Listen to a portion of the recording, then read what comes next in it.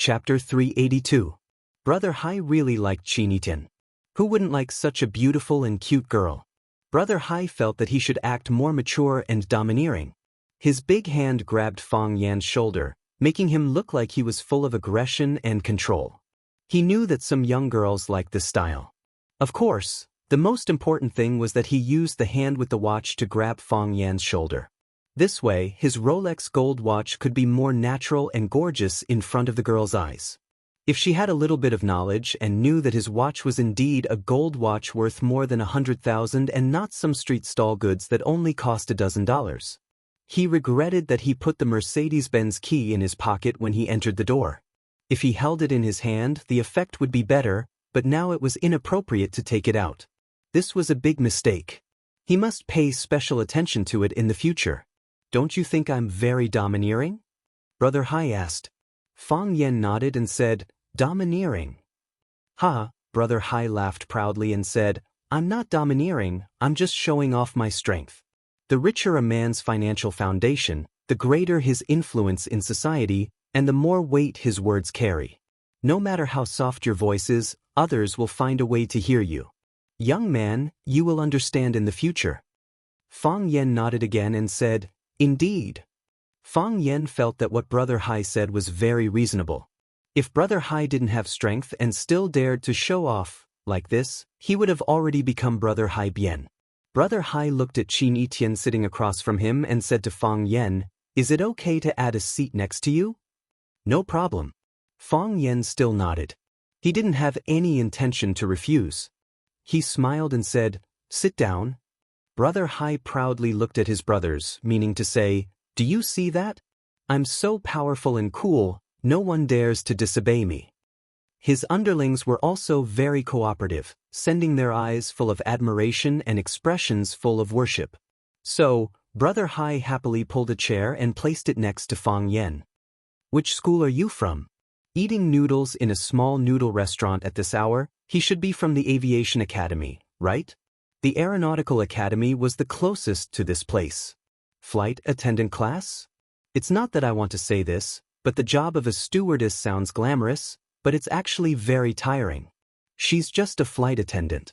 The salary wasn't high, but there was plenty of work.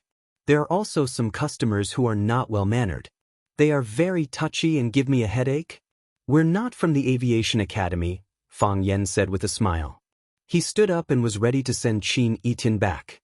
When Fang Yan left, Qin naturally followed suit.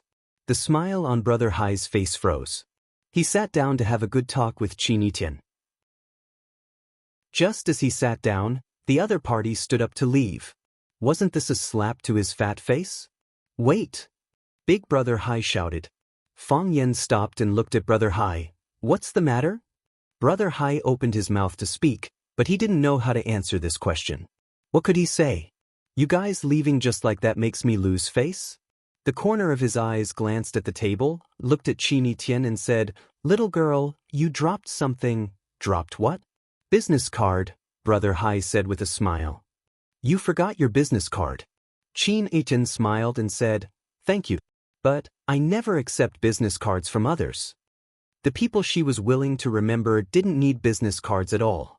Brother Hai's face became even more embarrassed. His eyes were fierce as he said, This isn't a good habit.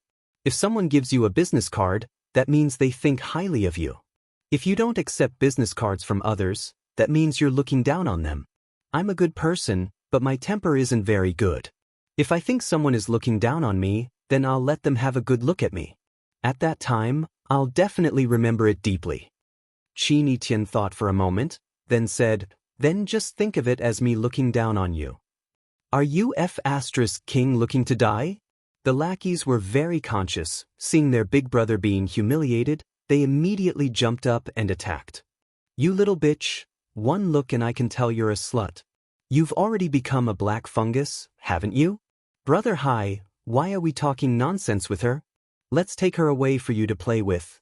The boss of the noodle shop, Fatso, heard the two groups of people quarreling. He quickly put down the rolling pin and ran over, trying to calm them down. Don't be angry, anger hurts the liver, we're all civilized people. Fatso walked in front of Brother Hai and tried to calm him down. Brother, They're just two kids, they don't know how to talk. Don't lower yourself to their level. You sit down, I'll make you a big bowl of lamb and noodles. Get lost, Brother Hai shouted angrily. Who the F***ck are you? Do you believe that I won't smash your shop? The boss of Fatso said with a wronged face. You can smash my shop, how can you scold my mom? My mom didn't provoke you. Are you deliberately looking to die? Brother Hai was even angrier. The boss of Fatso's rebuttal made him feel like it was a provocation to his dignity. I really didn't mean that, the boss of Fatso hurriedly explained. I just wanted to reason with you. How can you be unreasonable? My mom is farming in her hometown. She didn't provoke you, you can't scold her. With two groups of enemies appearing at once, Brother Hai didn't know who to beat first. Of course, his intelligent brain quickly helped him make the balance. He stared at the boss of Fatso with a sneer and said, Damn Fatso, just you wait, the monk can run, but the temple can't. Wait for your broken noodle shop to close down. You're fatter than me, the boss of Fatso said with dissatisfaction. What right do you have to scold me, damn Fatso? F***c. Brother Hai was about to explode from anger. Where did this idiot come from? Are you deliberately playing with me? Do you believe that I can make your broken shop close down with just one word? I don't believe it, the boss of Fatso said. You don't have that ability. Even if you could do it, you'd have to ask someone to do it. If you ask someone to do it, you'd never get it right. You'd have to say at least a few dozen words. Brother Hai changed his mind. He was going to beat the boss of the noodle shop first. So, he waved his hand and shouted, Brothers, help me break one of his legs. Break both of them. I'll teach him a lesson. No problem. Brother Hai's brothers gathered around, ready to beat the boss of Fatso. Wait, Fang Yen shouted. He walked in front of the boss of Fatso and said, Why don't you guys beat me up first? Young man, hurry up and leave. The boss of Fatso grabbed Fang Yan's arm and said, You take that little girl and leave. Although she's a bit vain, she's not bad, and I can see that she likes you a lot. This is adult business. Why are you two kids getting involved? Fang Yan smiled bitterly and said, Big brother, how did you know that I'm a kid? You're not a university student here? I'm a teacher, Fang Yan said. A high school teacher. How could you be a university student? The boss of Fatso looked at Fang Yan's eyes with disdain, pointed at Xianxia and said, She's a high school student. She's a high school student, Fang Yan nodded. The fat on the boss of Fatso's face began to tremble, and he scolded, You beast in human clothing, you despicable person, you're a teacher, how could you date your own student? Do you have any sense of civility? Do you have any sense of shame? Have you thought about the feelings of the child's parents and family? People like you are worse than animals. No wonder people say that people who read a lot have bad hearts. Your hearts are all bad. Big brother, it's not what you think. It's not what I think. You think I didn't eavesdrop when you were talking? I didn't peek at the way you two talked? I saw it all, and I even secretly blessed you in my heart. Bah, I was blind and blinded to bless you.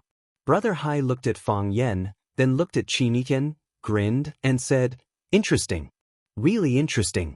I thought you were all university students, turns out you're just high schoolers. He stared at Fang Yan with a smile and said, Little brother, you're really shameless. You can even lay your hands on a high school girl? Teacher, which school are you from? If your school finds out about this, I'm afraid you won't have a good time, right? Fang Yan squinted his eyes and looked at Brother Hai, and said, There used to be a hooligan called Brother Wolf. He also wanted to use this method to threaten me. And then he licked my leather shoes, Fang Yan said. Big Brother Hai was furious and shouted, Brothers, cripple this brat for me. Crash. The three men behind him immediately grabbed the bottles and rushed over. When Fang Yan was about to make a move, Boss Fatso suddenly pushed Fang Yan away, stood in front of him, and shouted, Don't hit people, you can't hit people in my shop. If you want to hit someone, hit me. Whoosh, a bottle was swung at Boss Fatso's head. This was Brother Hai personally making a move. He was really annoyed by this Fatso's incessant chattering. Go to hell, Brother Hai shouted angrily. He was going to crack open Fatso's head first, and let Fang Yan, the male teacher, and Xianxia, the female student, see some blood. Then things would be easier to deal with, and his goal would be easier to achieve. Crack! The sound of a bottle breaking came. Bright red blood dripped from his forehead drop by drop. Brother Hai's eyes were full of disbelief. He was the one who made the move, so why did his head hurt so much? He felt a little itchy in his eyes, and when he blinked, the blood flowed down his cheek. Qin Etienne threw the broken bottle on the ground and clapped his hands, as if he had done something very insignificant. "Mr. Fong, I love watching you fight for me," Qin Etienne said with a face full of happiness. Chapter 383. When Brother Hai swung the bottle at the boss of Fatso, Fong Yen moved like a flash and caught the bottle. Qin Etienne didn't miss such a good opportunity. She grabbed the bottle that she had just drunk and smashed it at Brother Hai's head. What she hated the most was those bastards who beat people up without warning. The two cooperated well and scored a perfect score. Qin Etienne's move was neat and unexpected. Who would have thought that such a charming little girl could be so experienced and ruthless? After the fight, she said with a happy face, "Mr. Fong, I love watching you fight for me." Fong Yen looked innocent. "You were the one who hurt him. What did it have to do with me? I only grabbed the tendons of the other person's hand so that his body couldn't move."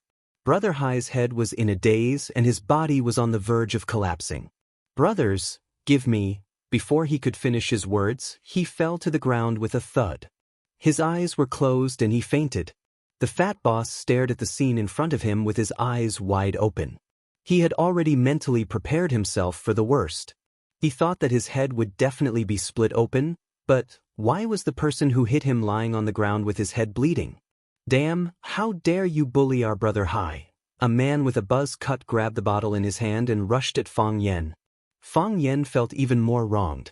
"Please open your dog eyes and see clearly, okay? I'm not the one who hit him. Can you not accuse a good person? Is there any truth in this world?" As Fong Yen thought of this, he slapped the man with a buzz cut and sent him flying.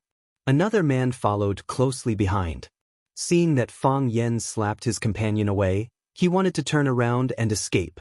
But his body's inertia made him continue to rush at Fong Yen. He was in a dilemma.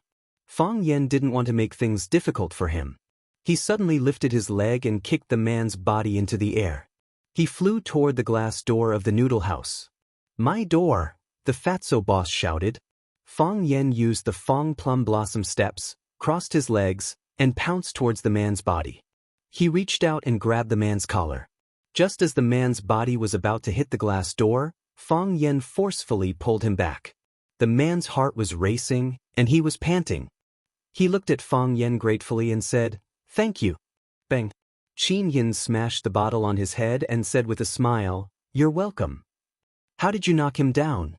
Fong Yen asked. Qin Etienne stared at Fong Yen and said, "Aren't we fighting now?" "Yeah." "Then why can't I defeat him? I mean, we have already subdued him, and he has temporarily lost the ability to cause harm. Actually, there is no need to beat him up like this." "I'm sorry," Qin Etienne said with a red face. "I'm too excited." The last man with the pigtail saw Hai Ji and his two companions being easily dealt with like tofu. His face was full of fear and disbelief. Seeing Fong Yen and the violent girl looking at him with unfriendly eyes, the man with the pigtail picked up a bottle from the table and asked, "Can I do it myself?" Bang! He smashed the bottle on his head. Because he didn't use enough strength, his head was broken, but the bottle was still intact. Blood flowed out from his hair, quickly dyeing his acne-filled face red. "The bottle isn't broken." Qin Etienne looked at him and said. "I'll do it again," the man with the pigtail said. Bang! The man used more strength, but the bottle still didn't break. The man with the pigtail was so anxious that he was about to cry. He once again smashed the bottle on his head and shouted, "Break? Still not broken. I'll let you break. Still not broken. I'll let you break. Break, break, break." The man with the braid kept smashing his own head with the beer bottle. The sound of banging was endless. Fong Yen couldn't bear to look at it. Just how bad was this guy's luck? He actually chose such a sturdy bottle. The man with the pigtail's head was dripping with blood. His entire face was also dyed red with blood. He wiped the blood off his face and looked at Qinitian with a sobbing tone. Can I change the bottle? All right, Qinitian waved his hand impatiently. You can lie down. Thank you, the man with the pigtail said gratefully. He quickly laid down on the ground, closed his eyes and pretended that he was dead. The boss of Fatso was stunned by this scene. He had been running the shop for more than 20 years, and he had experienced many fights between punks in his noodle shop, but he had never encountered something like this.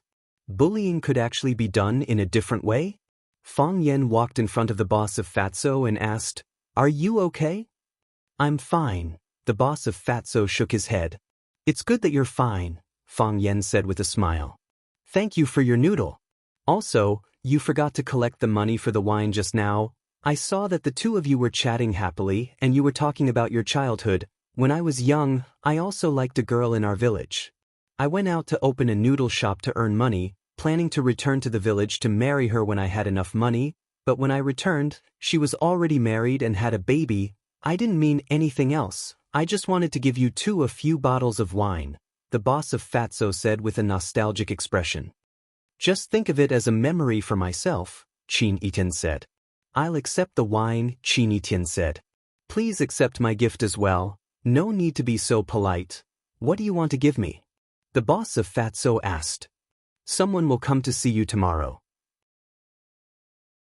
The boss of Fatso's mouth twitched, but he couldn't help but say, Girl, it's not that I want to criticize you, but you're so beautiful, you already have a lot more than a lot of people, you don't need to fabricate a noble background for yourself. In my opinion, having a kind and honest heart is more noble than anything else. You're right, Qinitian smiled and said. My family will come to see you tomorrow. That's more like it. Family is family, why do you have to say family? When you say family, I immediately think of the 4 big families of the Republic of China. It's too unbelievable. Fang Yan and Qinitian said their goodbyes and left. They knew that the people following behind them would arrange a very comfortable place for Brother Hai. Fang Yan walked in front, Qinitian followed behind. The night was deep, the snow had stopped. The traffic on the road gradually lessened, the pedestrians were nowhere to be seen, the entire Yinjing city was quiet, as if it only belonged to the two of them. Everything was asleep, the prince and princess came to visit their people. This boss is an interesting person, Fang Yan said with a smile. Opening a small noodle house, holding on to a small hope. After a busy day, drinking a cup of hot wine, eating a few peanuts, listening to a few old songs or a section of the 3 Kingdoms, it's not a waste of life. Qinitian walked 2 steps quickly, walking side by side with Fang Yan, and said with a smile, Mr. Fang, you're worried that I'll change his life, right?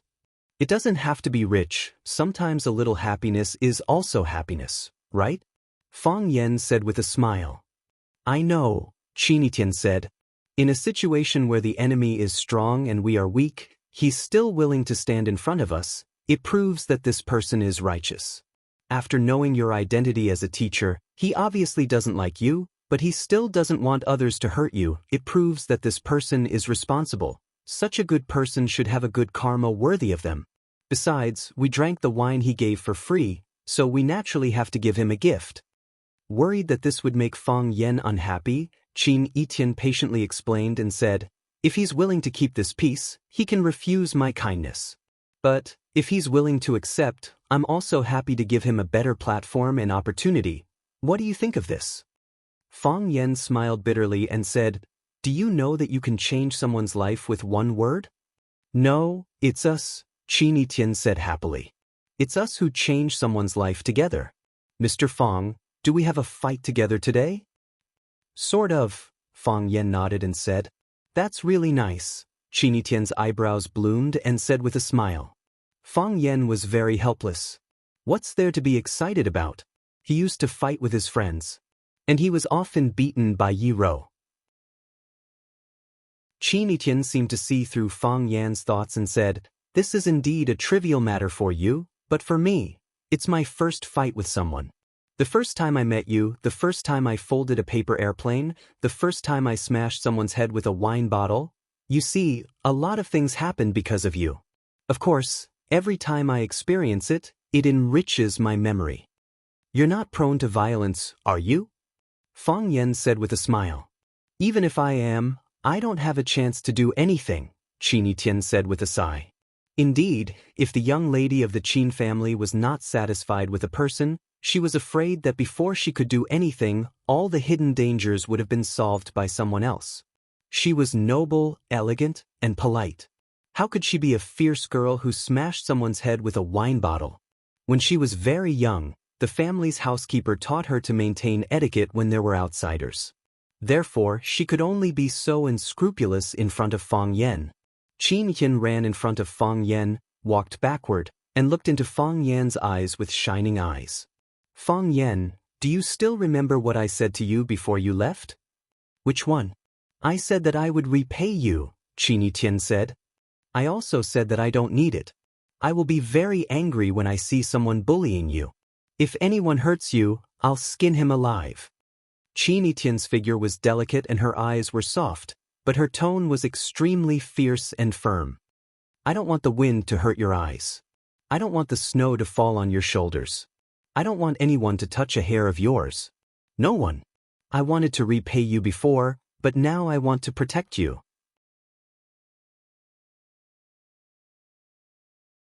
Chapter 384. I wanted to repay you before, but now I want to protect you. Why was he so touched when a young girl said she wanted to protect him? Qin Yan wasn't childish, and she wasn't just saying it. She was really using her wisdom and ability, and even her life to protect Fang Yan. In the Battle of Zhang Abyss, when Fang Yan was attacked by an expert from the armory, she used her body to help Fang Yan block the bullets. The plane had just landed, and the elites sent by Jiang Junling wanted to take Fang Yan away. She was already prepared. At tonight's charity gala, she and Fang Yan had a tacit understanding, and Jiang Junling lost completely. Fang Yan even knew that she didn't show up at the gala from beginning to end because she didn't want to put too much pressure on him. She didn't want the Qin family to be hostile to him. If she stood up to support Fang Yan, completely broke off with the general, and brought the Qin family into an unknown and dangerous situation, how would the Qin family look at Fang Yan? She changed into casual clothes and waited at the entrance of the club like a girl next door. She accepted his invitation to walk all the streets and alleys to see the snow in the city, just because she hadn't seen him for a long time and she wanted to see him. He thought it was a fleeting encounter, but it was the navigation of her life that she couldn't forget. Qin Tian didn't wait for Fang Yan's objection and rejection. What did it have to do with her? She waved at Fang Yan and walked towards the side of the street next to the bushes. A black luxury car drove over, and someone jumped out to open the door. Qin Tian bent over to get in the car, and then the luxury car drove away. Fang Yan stood in the snow, not feeling cold. Instead, he felt an ambiguous feeling spread all over his body, making him feel indescribably comfortable and warm. It turned out that no matter men or women, old or young, they all had zero resistance to sweet talk. It turned out that it felt so good to be a sugar daddy. I wish someone would jump out and call me a gigolo right now, Fang Yan thought to himself. When Fang Yan came back to his senses, he found that there were no people in this world of ice and snow, and there were no cars. He couldn't even stop a taxi. This put him in a difficult position. Just now, with Qin Tian accompanying him, he didn't feel tired no matter how far he walked. But now, it was unacceptable for him to walk back alone to the Maple Leaf Club. Fang Yan suddenly felt that Qin Tian was a liar. He had promised not to let the wind hurt his eyes and not to let the snow fall on his shoulders. Now he was about to be frozen into an ice sculpture, but he had gone home to sleep in a luxury car. Is that what you promised me? I'd rather believe that there are ghosts in the world than believe a woman's stupid mouth. Who said that? Fang Yan thought that it made sense. Fang Yan felt empty in his heart. He felt insulted. Since it was a liar, he should take away what he wanted to cheat. You waved your sleeves without taking away a cloud. How could I, the victim, cry to others? When Fang Yan was worried, a black car silently leaned against him. The door opened, and a middle-aged man wearing glasses came out. He looked Fang Yan up and down and asked, Fang Yan? Uncle Lin, it's me. Fang Yan recognized the man with glasses and said respectfully, Come with me. Now. All right, Fang Yan said. Fang Yan got into the car, and Uncle Lin followed him and sat in the back seat. The door was closed, and the car moved forward again. Fang Yan looked at Uncle Lin and said with a smile, "Uncle Lin, long time no see." Uncle Lin's name was Lin Donghai. He came from Swallow Dock and was of the same generation as Fang Yan's father, Fang Yixing. Because of his outstanding talent, he was taken by Yi Daoling, one of the 3 tigers of the Yi family, to engage in economic research. It could be said that he was Yi Daoling's first assistant and absolute confidant. Lin Donghai came to find Fang Yan at this time because Yi Daoling was in a hurry to see him. This was also the reason why Fang Yan didn't hesitate to follow Lin Donghai into the car. Some things should probably be settled. But what Fang Yan didn't understand wasn't this progress a bit too fast? Was it because Swallow Dock's power didn't decrease? Or was it because others also wanted to use this opportunity to suppress those rich families' heads that were too high? There were some things that Fang Yan could not think about seriously. "The director wants to see you." Lin Donghai looked at Fang Yan and said expressionlessly. Perhaps it was because he dealt with numbers all day. Lin Donghai looked a bit strict and stiff. But Fang Yan knew from Yi Fengxing that Lin Donghai had always been deeply trusted by Yi Daoling. The main person in charge of Yi Daoling's promotion of the urban agricultural household financial income ratio adjustment was mainly Lin Donghai. People with ability should be respected by others. Fang Yan maintained the necessary respect and kindness to Lin Donghai. Seeing people from Swallow Dock outside, after all, he was more friendly than others. This was an innate regional feeling. Yi Daoling had a research room in the Yanhuang think tank under the jurisdiction of the national minister. He was the director of that research room. So when Lin Donghai said that the director wanted to see Fang Yan, it meant that Yi Daoling wanted to see Fang Yan. "Isn't it too late?" Fang Yan said with a smile. "The director just finished reading a document. There is still some time before going to bed." Lin Donghai explained patiently. Facing this young man, these bystanders might have a clearer understanding. That was a very important position. It would be a lie to say that they were not tempted. The director also wanted to fight for it, but soon there was a rumor that the position had been decided. A core figure of the general family would be the head of that department. This made the director completely give up. Since such news had already been released, it meant that the big shots above had already made a decision. If they continued to fight, it would be insensible. However, the world turned upside down overnight. The appointment letter suddenly came down, the rumor was shattered, and Yi Daoling became the head of that department. He became a core figure in the economic field. Yi Daoling was still a little confused. He didn't understand what happened. Why did this fat piece of meat suddenly fall into the plate in front of him? Layers of information feedback, and the truth was also revealed layer by layer. Everyone knew the truth. The reason why this appointment came so suddenly and so pleasantly was because a few kids had a fight in Yanjing. Yi Daoling wanted to see Fang Yan. He felt that he had to talk to Fang Yan. In order to show that he valued Fang Yan, he even sent his first assistant, Lin Donghai, instead of his secretary. One had to know that Lin Donghai could represent Yi Daoling on some levels. They were both from Swallow Dock, so there was an element of homesickness. West Court. This was where some of the important leaders of the national ministries lived. It was quiet here, and it was close to work. It only took a few minutes to walk from West Court to the State Council. The car stopped in front of a small building. The driver got off first and helped Fang Yan and Lin Donghai open the door. Lin Donghai made an inviting gesture, indicating that Fang Yan should enter first. Fang Yan pushed open the red door of the small courtyard and saw a middle-aged man in a white tang suit practicing boxing in the courtyard. He was practicing the Yi family's white tiger fist. It was forceful and fierce. He moved and jumped like a ferocious tiger hunting its prey. He was fierce and courageous and extremely powerful. The white tiger fist was divided into 3 levels: transformation, godly, and tiger. With Yi Daoling's current performance, he had actually entered the tiger stage. He turned into a tiger and used his body to raise the tiger. The tiger gave birth to wind, and the tiger's power could hurt people's internal organs. This set of boxing technique was only at the intermediate level. Fang Yen and Lin Donghai were both knowledgeable people. They stood by the side and didn't disturb him. With an extremely suppressed tiger roar, Yi Daoling punched out. The wind from the fist swept past, and the pine trees in the courtyard rustled. Countless snowflakes fell, and the scene was extremely beautiful. After Yi Daoling finished, the secretary beside him quickly brought a warm towel.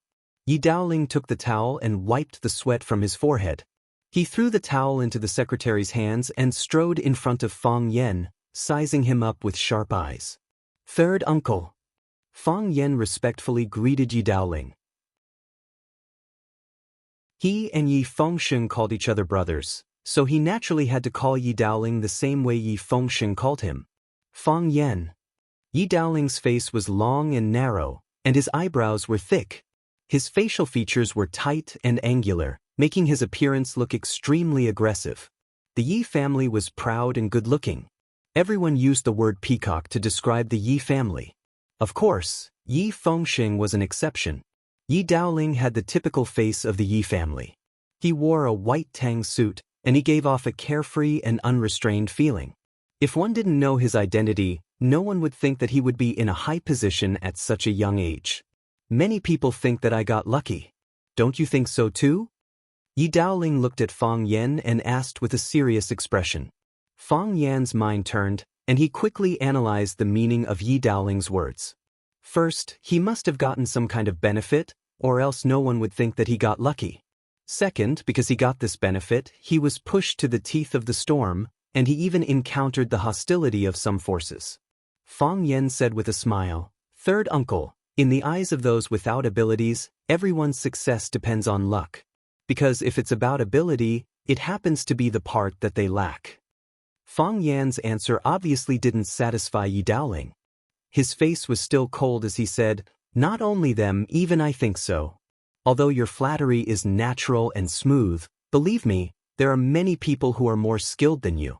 If it's a matter of ability, don't tell me that the previous candidates don't have the ability. Don't the others have the ability? Fang Yen, don't underestimate the heroes of the world. Everyone who can climb to this position has their own excellence. The matter that had originally been settled, how could there suddenly be such a shocking reversal?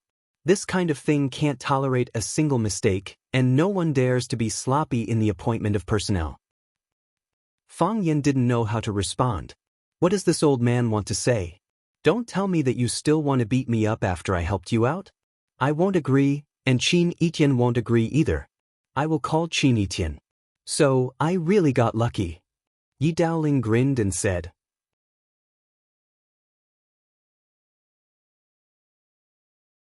Chapter 385.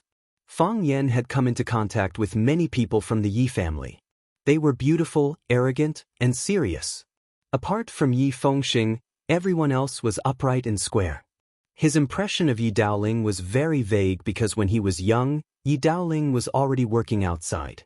During festivals, Yi Daoling could only see him from afar when he drove back. The two of them had almost no interaction.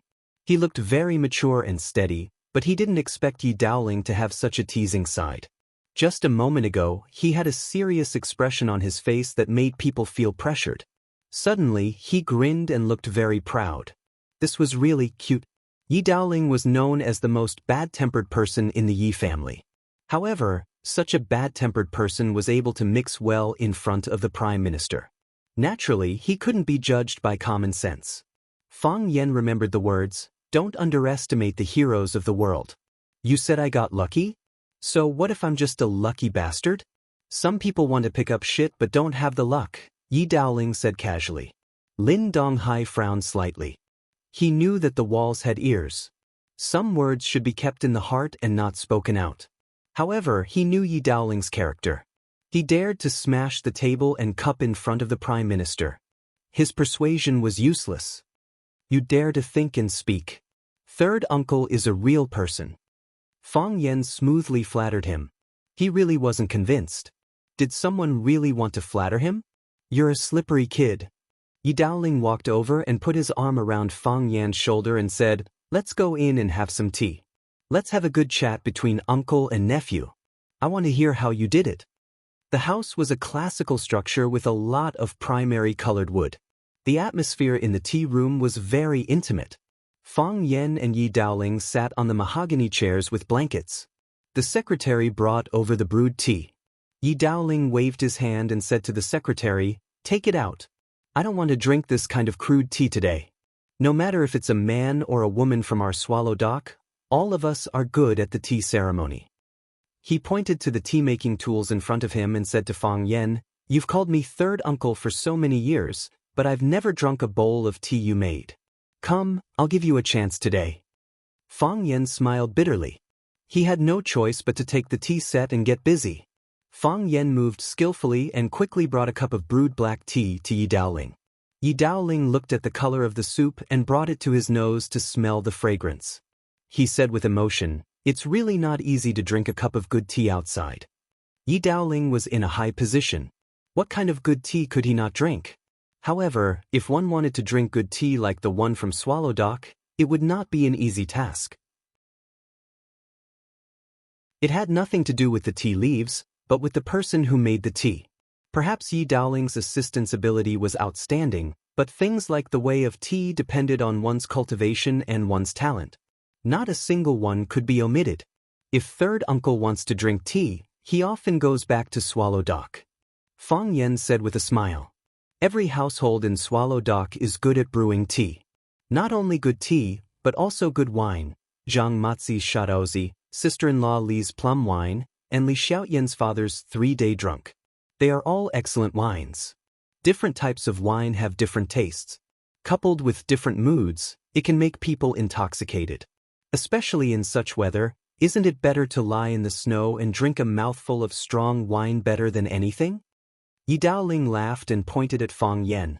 "You brat, do you want to bring me into a pit? I pulled you over in the middle of the night to listen to you brag about Swallow Dock's good wine? Aren't I more familiar with it than you? Let me tell you, we drank a lot when we were young. The tricks that you guys use to trick girls are all outdated tricks that we used in the past." "That's right." Fang Yan nodded. "Third uncle is a senior. Naturally, he is much better than us. Tell me." Yi Daoling held the teacup and said, "This is not something that can be completed in a short period of time. You must have put in a lot of effort, right?" Fang Yan knew that he couldn't avoid it, so he repeated what he experienced from the moment he got off the plane.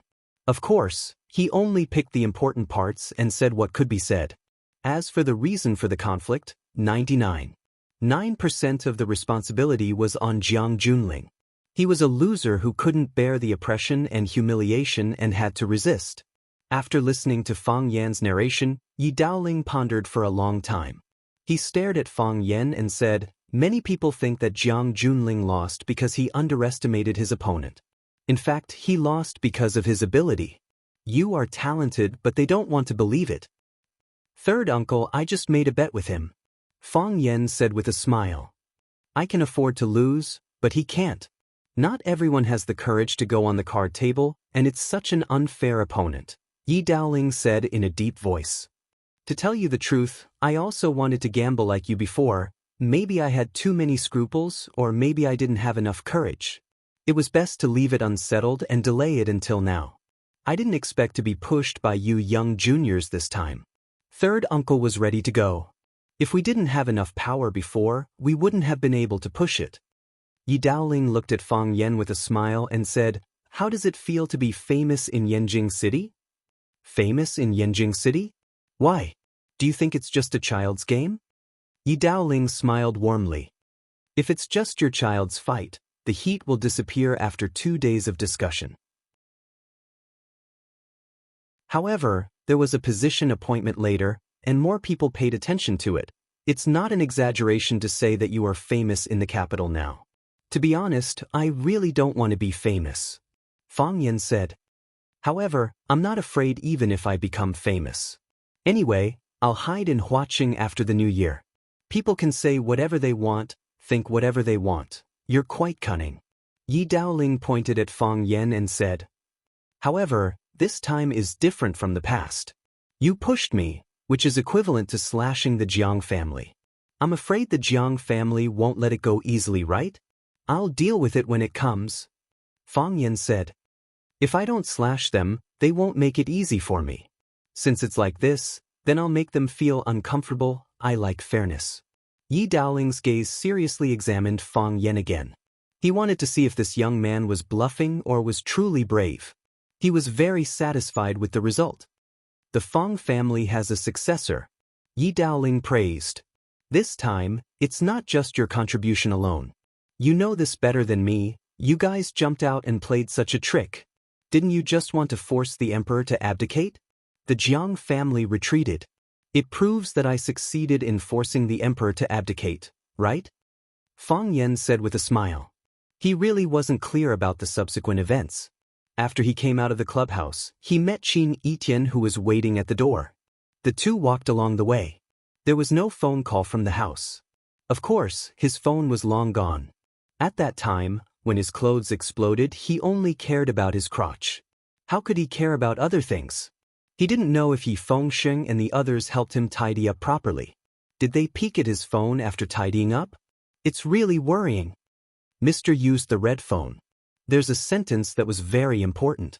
The descendants of the sages shed blood and tears. Who would be willing to die for the country?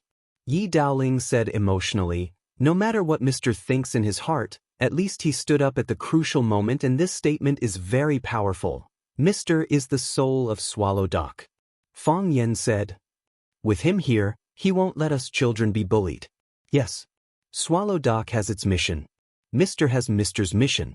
Since I got a great bargain this time, I naturally have to take up my own mission, Yi Daoling said. Zhu Zaidan's cultivation was obstructed. I plan to let him go to North Sea to train for 3 years. The sky is high and the sea is wide. Maybe there's another opportunity there. Li Xiaotian isn't young anymore. It's time for him to come out and do something. There's also Ruan Qian. I've seen that child's information. He's smart and careful, but his temper is too soft. I've specially chosen a good place for him. Swallow Dock's younger generation depends on you guys. Fang Yan nodded and said, you're the elder. It's up to you how to arrange it. I think their families won't object. What about you? Yi Daoling asked. You still have to go back to Huaqing to be a teacher? I still have a lot of things to think about. Fang Yan said. Maybe Huaqing is more suitable for me. Then go. Yi Daoling said. There's something you might or might not know. What is it? Fang Yan curiously asked.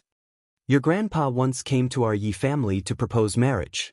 He said he wanted to betroth our Tengwen to you, but I kicked him out. Yi Daoling said with an emotional expression. Tengwen is the child of our Yi family who has the highest chance of achieving extraordinary success in martial arts. She's the darling of our Yi family. How can we let your Fang family take advantage of her? We naturally won't agree. Then you agree now? Fang Yan asked. Yi Daoling said straightforwardly. Since you won't agree, why are you telling me this? Yi Daoling smiled maliciously and said, I'm afraid that you'll become arrogant and think that you can trick our little princess away just by helping me. That won't do. That's a different matter. I can't give Yi Ting to you. You can't have dreams. What if it comes true? Fang Yan waved his hand and said, Third uncle, what kind of person do you think I am? How can I have any ideas about Yi Tingwen? You also know that I've been beaten by her many times before. How can I marry her and get beaten every day? That's all Grandpa's random matchmaking. Yi Tingwen and I are impossible. Gah! The door was pushed open. A white-clothed girl stood at the entrance of the tea room.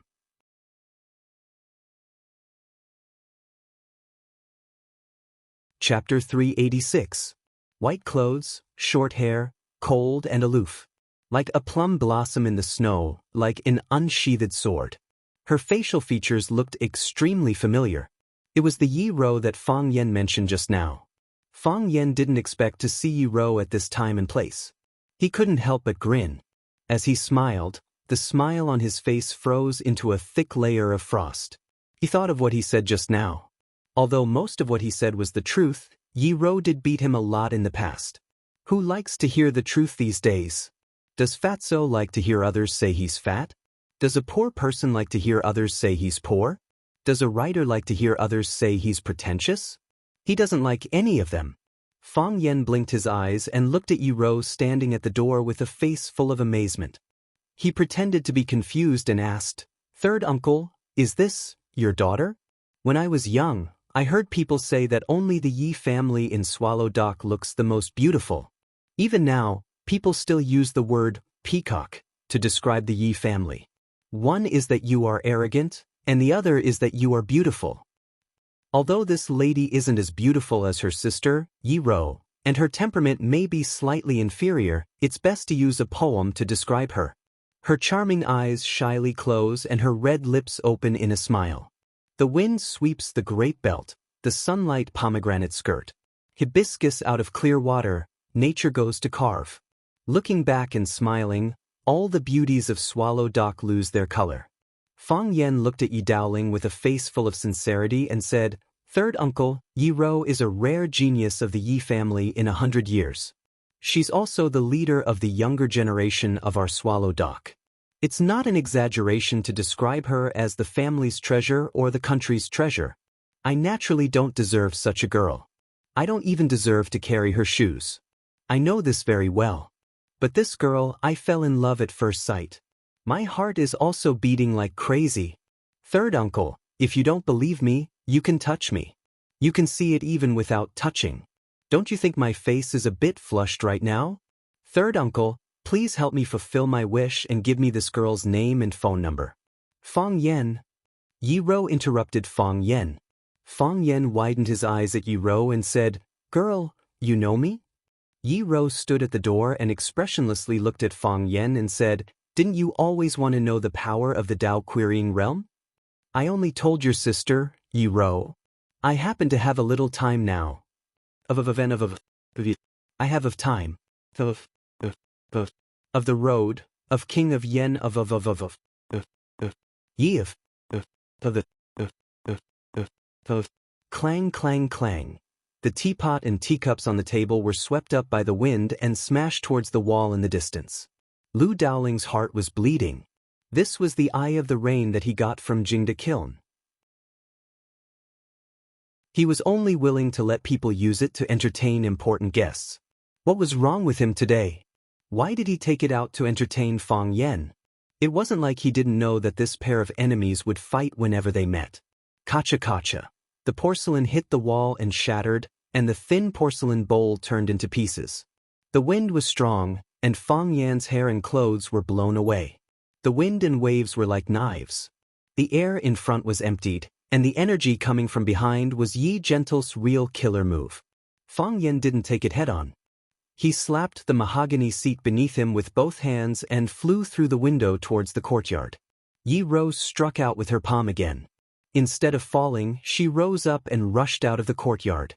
Bang bang bang, ah ah ah. The battle outside was in full swing, and from time to time, Fang Yan's miserable cries could be heard. Yi Daoling held the teacup in his hand and leisurely drank the hot tea in the cup. After drinking the dark red tea, his gaze fell back to the broken tiles on the ground. He couldn't help but take a deep breath and felt his teeth hurt.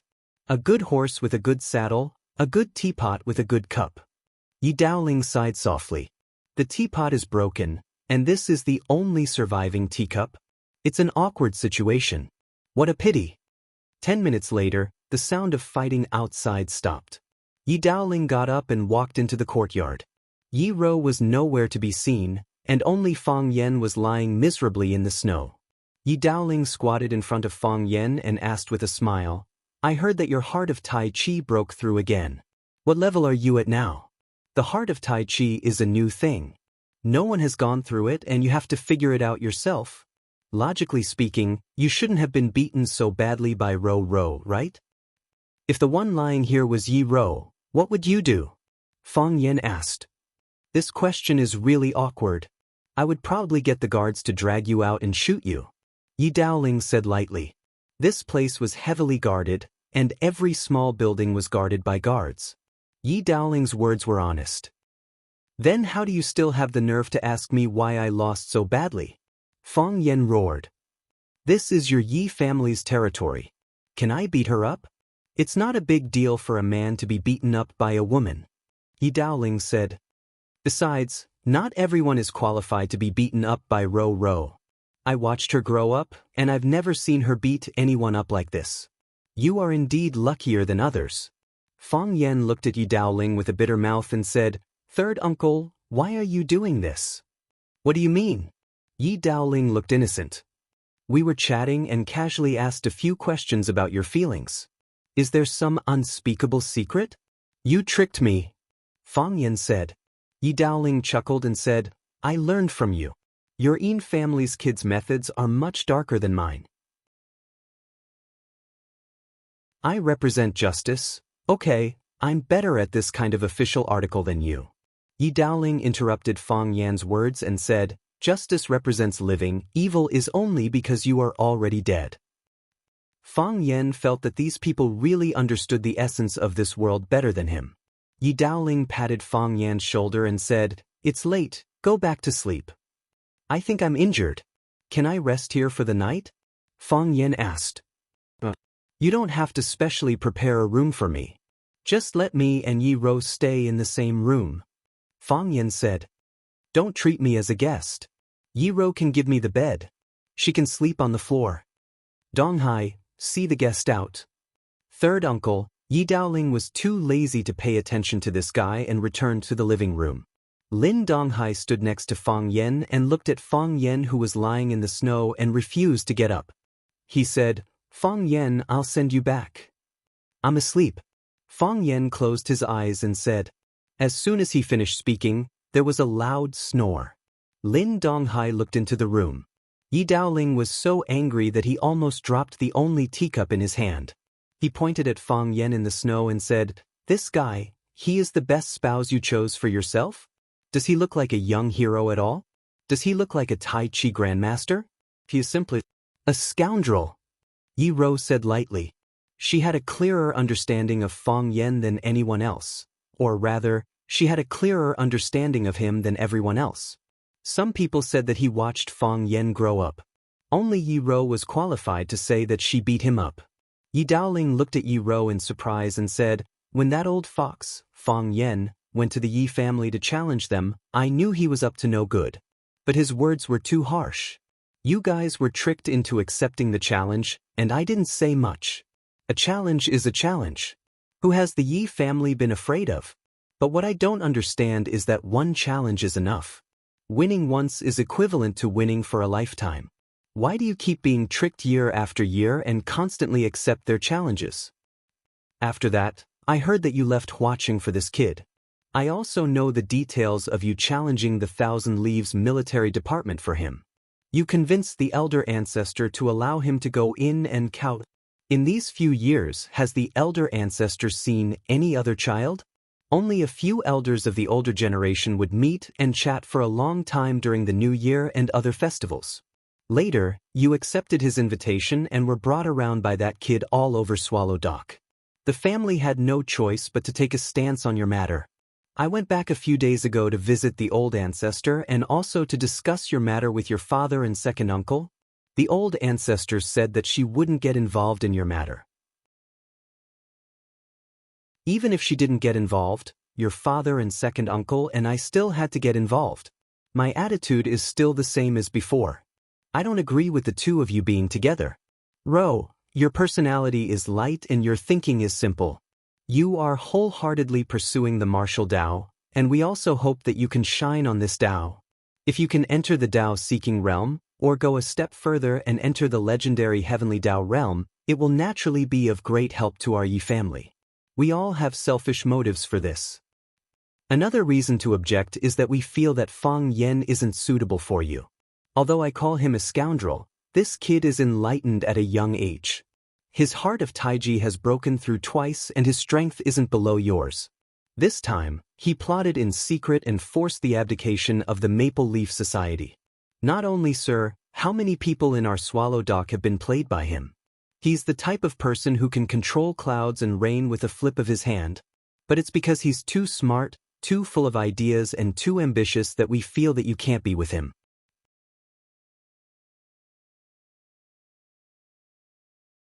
Chapter 387. Yi Daoling had a smile on his face and looked like he was trying his best to persuade him. He said, "You are stubborn and unwilling to admit defeat. So you need a more gentle man.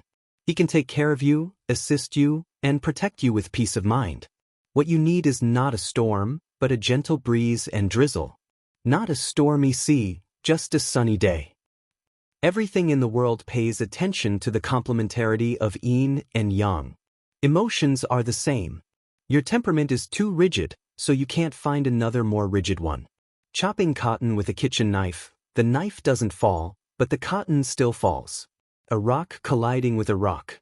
That would result in both sides suffering heavy losses and being smashed to pieces. I think Bai Xiu is not bad, right? Of course, I'm not saying you have to choose Bai Xiu. We have many talents in Swallow Dock, and young heroes are everywhere in Four Corner City. Take your time and you will find a suitable one, right? There is another reason to object. Yi Rou looked at the knight outside the door and said softly. "What?" Yi Daoling asked. "You are afraid," Yi Rou said. Yi Daoling smiled and said, "What are we afraid of? What do we have to be afraid of?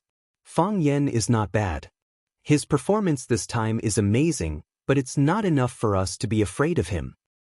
If you are old, and no one in the younger generation of Yi family can surpass Fang Yan, are you not afraid? No one in the younger generation of Yi family can surpass Fang Yan, and I'm married to Fang Yan. Are you not afraid? At that time, will Yi family or Fang family be the leader? At that time, can Yi family still maintain the power of the number one family in Swallow Dock? This is the most important reason to object," Yi Rou said. Yi Daoling sighed softly and said, "This kind of thing needs to be honest. We all know you are smart, and you did do this in the past. But in the end, I can't say it. Your father, your second uncle, and I are over 100 years old, and we still have to worry about the development of a child. It's really embarrassing and shameful. But what you said is indeed what we are most worried about." Yi Daoling was slightly annoyed that his thoughts were exposed by Yi Wenrou, but he didn't hide it anymore. If Fang Yan was just an outstanding youth from Swallow Dock, we wouldn't have to worry about this. As the seniors of Swallow Dock and Fang Yan's elders, we are happy to see more outstanding youngsters rise to prominence. We still have this breadth of mind. Otherwise, your father wouldn't have stood up at Swallow Dock to help Fang Yan force Sir to abdicate. However, we saw the difference in your attitude towards Fang Yan and your feelings towards Fang Yan.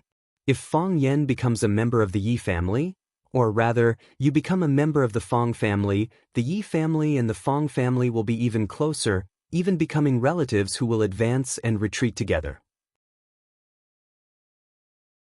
We have no choice but to consider these questions. Although Yi Fengsheng is talented, that is only in terms of martial arts.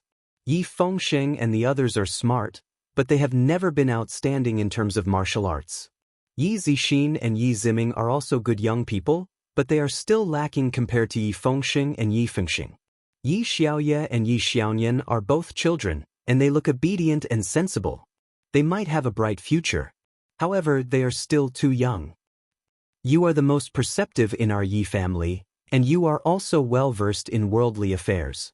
You are a top talent in both strategy and martial arts. Only you can compete with a monster like Fang Yan. However, you treat him differently. Just as you know, Yi Fengsheng sees him as a big brother and only follows his lead.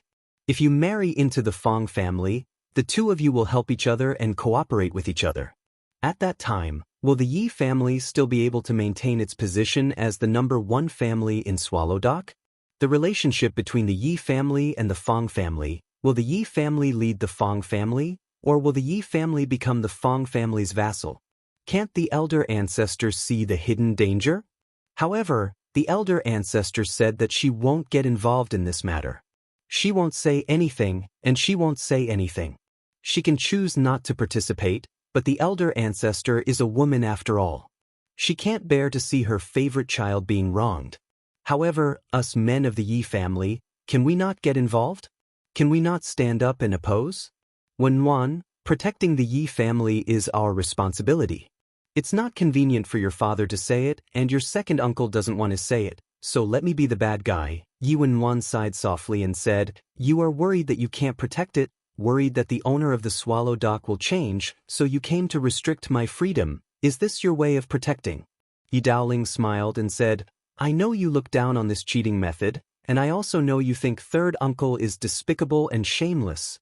Wen, this world is really not as simple as you think. You think it's black or white, right or wrong, friend or foe. No, it's far more complicated than you think. Although I am not as good as you on the path of martial arts, I am very clear that it is countless times more complicated and difficult than climbing the path of martial arts. Can you understand? I understand. Yi Wenwan said. You are the pride of our Yi family. Yi Daoling said with relief. You are also my pride. Yi Wenwan glanced at Fang Yan who was lying in the snow and said, Give him a blanket. Then, she turned and walked to her room on the second floor. Yi Daoling's face was full of bitterness and said, You still don't understand. Of course, Fang Yan wouldn't sleep in a snow nest. While no one was paying attention, he quickly climbed up the pillar to the second floor, then turned over and jumped into Yi Wenwan's room. Yi Wenwan laid on the bed as if she was already asleep, not moving at all. Fang Yan closed the window, glanced at the layout of the room, then spread out the blanket in his arms to the corner of the room, then consciously fell asleep on the ground. Yi Wenwan. Fang Yan called out. I'm asleep.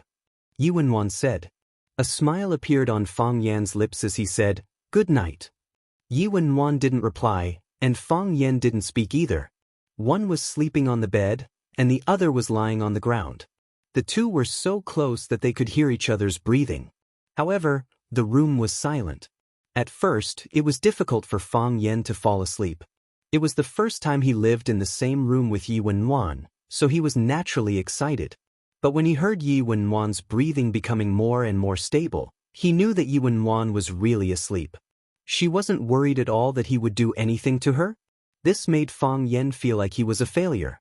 As a man, being ignored by a woman like this, wasn't this too shameful? Fang Yan quickly abandoned this thought, thinking that as a man, being trusted by a woman so much, in fact, wasn't it a glorious thing? How could a man not be a little aggressive and dangerous? Did she treat you as a pet or a best friend? Fang Yan was irritated and accidentally fell asleep. When he woke up, the sky was already bright. The beauty on the bed was nowhere to be found, leaving behind a fragrant room. Fang Yan ran to the bathroom to wash up. There was a toothbrush and a white cup on the sink. The dark blue toothbrush in the white cup looked very beautiful. There were spare toothbrushes in the cabinet, which seemed to be specially prepared for Fang Yan. Fang Yan hesitated for a long time, but he didn't choose the new toothbrush that hadn't been opened. Instead, he held the white toothbrush in his hand. I can't waste it, Fang Yan thought. So, he secretly smeared toothpaste on the white toothbrush and happily brushed his teeth. As expected, the toothbrush used by others was really easy to use. Not only was the hair soft, but there was also a residual fragrance on it. After brushing his teeth, he felt refreshed and his happiness index doubled. Holding the white toothbrush, Fang Yan looked at it from left to right and put it in front of his nose to smell it from time to time, feeling that he was really cute. After washing his face with Yi Wenwan's towel, Fang Yan reluctantly walked out of the bathroom. He went downstairs to the living room and saw Lin Donghai sitting on the sofa reading the newspaper. Seeing Fang Yan go downstairs, Lin Donghai closed the newspaper in his hand and said, There's breakfast on the table. Thank you. Fang Yan ran to the table and sat down. As expected, there was delicious breakfast on the table. There was porridge that had been boiled to a pulp, and a large plate of steaming white steamed buns. There was a small plate of green vegetables and a small plate of pickled vegetables. It was appetizing at first glance. While eating the porridge, Fang Yan asked, Where's third uncle? The director went to work. Where's Yi Wenwan? Miss Yi went out early in the morning. Where did she go? I don't know. Fang Yan didn't get any reliable information from Lin Donghai, so he buried his head in the food. After eating, he called Yi Fengxing and asked where they were now. After knowing that they didn't go back that night and directly stayed in the hotel below Maple Leaf Club, Fang Yan asked Lin Donghai for a car and rushed to Maple Leaf Club. While sitting in the car, Fang Yan sent a message to Yi Ro and asked, Where are you? In the past, Fang Yan didn't have Yi Ro's phone number at all. Of course, even if he had, he didn't dare to call. After coming back this time, the relationship between the two improved greatly. A few days ago, they often took a walk around Swallow Dock, so Fang Yan took the opportunity to get Yirou's phone number. Of course, Yirou just didn't use her phone often. On the way, Yirou replied. On the way where? Swallow Dock. I'll go back later, Fang Yan said. Yirou didn't respond. If I knew you were going back, I would go back with you. It's good to have company, Fang Yan said. I drove here, Fang Yan added. Yirou still didn't respond. Yirou was a goddess. It was normal for a goddess to ignore a loser's message. However, Fang Yan still felt hurt. So, Fang Yan used his trump card and said to Yirou, I used your toothbrush.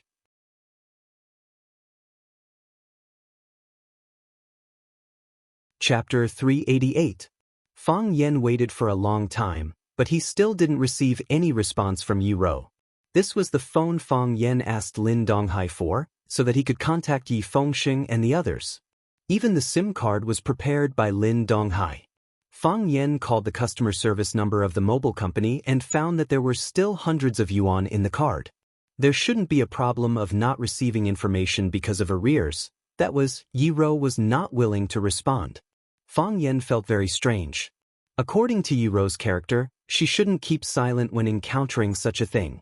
If she didn't explode in silence, she would perish in silence. Yirou couldn't perish, so there was only one truth. Fang Yan suddenly began to miss watching. Fang Yan met Yi Fengxing and the others in the hall on the first floor of the Maple Leaf Club. Chen Yanqing was a civil servant, so she got up early and went to work. Wang Kaixin was also called back by his family. After what happened last night, his family was naturally worried. There were some things that needed to be clarified. They had offended such a powerful family, so they had to think about how to solve the problem. Li Xiaotian was taken away by his brother, Li Xiaolong. Only Yi Fengxing, Zhu Ziden and Ruan Jing accompanied Fang Yan back to Swallow Dock. They first asked the club to send a car to Nanshan restaurant where they had dinner last night. Their cars were all parked there, so they had to drive back. Fang Yan's pants exploded, and his phone and wallet were put away by Yi Fengxing. Yi Fengxing asked Fang Yan where he went last night. They didn't have his phone number, so they couldn't find him. They were worried that he would come back for them, so they stayed in the hotel under the Maple Leaf Club. They even helped Fang Yan get a room, but they didn't expect that Fang Yan would return after waiting for a whole night. Fang Yan didn't hide it. He said with a smile, Your third uncle sent someone to take him away. My third uncle? Yes, Yi Daoling. Yi Daoling. Fang Yan nodded. Why did he call you? Yi Fengxing asked with a puzzled expression.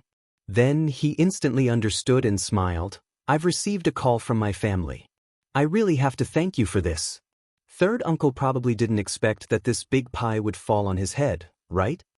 What are you thanking me for? Fang Yan asked with a smile. This is the result of everyone's hard work. This is Swallow Dock's victory. Zhu Ziden was also very happy and said, Exactly. Third uncle also came from Swallow's Dock. In the future, if Swallow's Dock has any problems, won't he stand up and speak up for us? We won't be bullied by others, Ruan Qian said with a chuckle. Fang Yan looked at Zhu Ziden and said, Third uncle also has arrangements for you. I'm afraid Zidan will go to the North Sea after the new year. I hope you can find some inspiration there. Xiao Tian also had to go out to work, so he would probably be assigned to work for third uncle. Ruan Qian also wants to come out, but as for where he placed it, third uncle didn't say, so I can't ask. It sounds really mysterious. What about me? What about me? Yi Fengxing looked expectantly at Fang Yan and asked, Did third uncle say where I'm going? Fang Yan shook his head. You all have arrangements, why don't I? Yi Fengxing said angrily. The young people of Swallow's Dock had all gone out to do their own things. Only he stayed in the village with a group of old people and children. How could he stand it? Which young person didn't want to go out and explore? Which young person didn't want to see the outside world? Fang Yan knew that Yi Fengxing especially envied those soldiers who could go to the battlefield. He really wanted to fight on the battlefield. However, the Yi clan obviously had no intention of letting him go. Fang Yen patted his shoulder and said, "Don't worry. The next time we meet we'll go talk to third uncle. You should go out and see. Staying in Swallow's dock all the time is not good for martial arts." "Exactly. You have to help me talk to him." Yi Fengsheng seemed to have grabbed onto a life-saving straw. "Before, your Tai Chi heart was almost dead. It was only after you went to Flower City that it was revived and had a second breakthrough. You can use yourself as an example. Third uncle will definitely agree." "I'll try," Fang Yen said. "I heard that my sister also came to Yanjing. You didn't see her?" Yi Fengsheng looked at Fang Yen and asked. "I saw her," Fang Yen said. "Hee, I knew you would definitely see her," Yi Fengsheng said with a smile. Then he suddenly looked at Fang Yen with a shocked expression and said, "My mom called me today and said that cousin didn't go back last night. You didn't come to find us either. You two didn't go to a hotel to get a room, did you?" "How is that possible?" Fang Yen said impatiently. "Third uncle's house has a room. Do we still need to go to a hotel?" "You and my sister both slept at third uncle's house?" "Yes." "You too, don't misunderstand," Fang Yen hurriedly explained. "Although I slept in the same room as your sister, she slept on the bed and I slept on the floor. We didn't do anything." Yi Fengsheng's face was purplish red. He looked very uncomfortable. It was unknown if he was angry at the news that Fang Yen slept with his sister, Yi Rou, or excited to hear the secret. Either way, his expression didn't look right.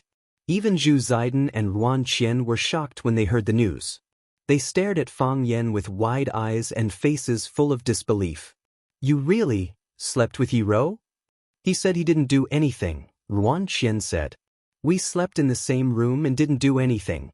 Do you think we'll believe you? You're not a decent person." "I can't do anything if you don't believe me," Fang Yen said helplessly. "Fengsheng, use your phone to call your sister."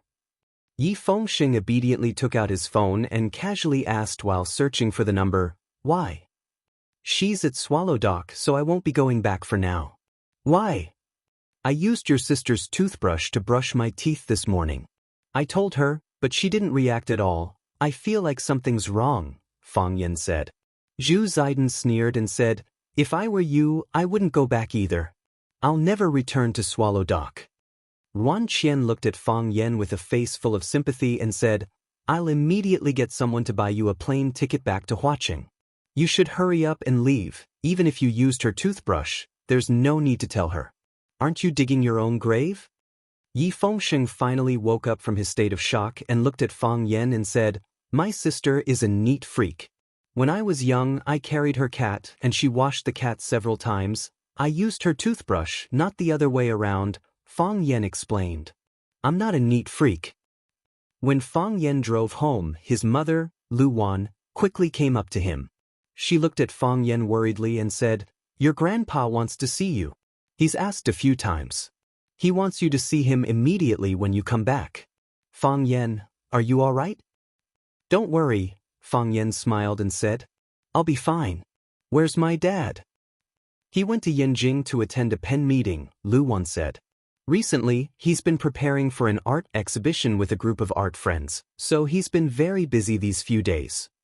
"As long as he likes it, let him be," Fang Yen smiled and said. Lu Wan nodded and said, "I've never stopped him. He can do whatever he likes."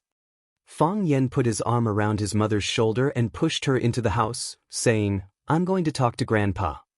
"Go," Lu Wan said. "Don't make your grandpa angry. If you do something wrong, you have to admit it immediately." "Mom, I know," Fang Yen said with a smile and said. Fang Yen walked into the backyard and heard the sound of chess being played in his grandpa's room. Fang Yen pushed the door and entered the room. Fang Yingying and Fang Haohen were playing chess with their grandpa. Fang Yingying wanted to move the horse, but Fang Haohen stopped him and said that the horse would be bombarded after 3 steps. Fang Yingying didn't believe it. The two couldn't come to an agreement, and they almost fought. Fang Yan's grandpa, Fang Hui, was lying on the chair and watching with a smile. He didn't urge them and waited for the two to come to a conclusion. Seeing Fang Yen come in, Fang Yingying immediately complained and said, "Junior martial uncle, Come and see, should we move the horse? Fang Yen glanced at the chess game and slapped Fang Yingying's head, saying, Move the horse and you will die. Fang Haohan said with a proud face, I told you, move the horse and you will die after 3 steps. Fang Yen slapped Fang Haohan's head again and said, 3 steps? 2 steps and you will die. You are also a fool. Fang Yen drove Fang Yingying and Fang Haohan out of the room and took their place to play chess with his grandpa. He said, Those 2 stinky chess pieces are no match for you. You have wronged them. Those 2 children are filial. They are worried that an old man like me would be bored lying in the room, so they came to accompany me to pass the time. Watching them fight and make fun of each other makes me feel happy. Fang Yen nodded and said, As long as you are happy. Fang Hui looked at Fang Yen and said, Have you vented your anger? I have vented my anger. Isn't this like making wedding clothes for others? You can't say that. Although it seems that the Yi family benefited the most from this incident, the entire Swallow Dock will also benefit from it. The Yi family got such a big advantage, shouldn't they show something? Fang Yen explained with a smile. That's true. Yi Daoling is capable and ambitious, but he is a bit narrow-minded. He thinks too highly of the Yi family's territory. In terms of looking at the big picture, he is not as far-sighted as you. Fang Hui was not stingy with his praise for his grandson. It doesn't matter, let them have it easy. Just take it as the first betrothal gift from the Fang family to the Yi family.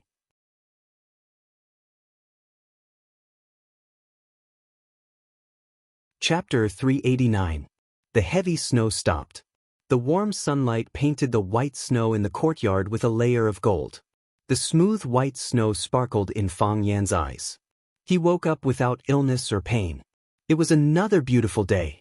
The villagers of Swallow Fort all had the habit of planting plum trees.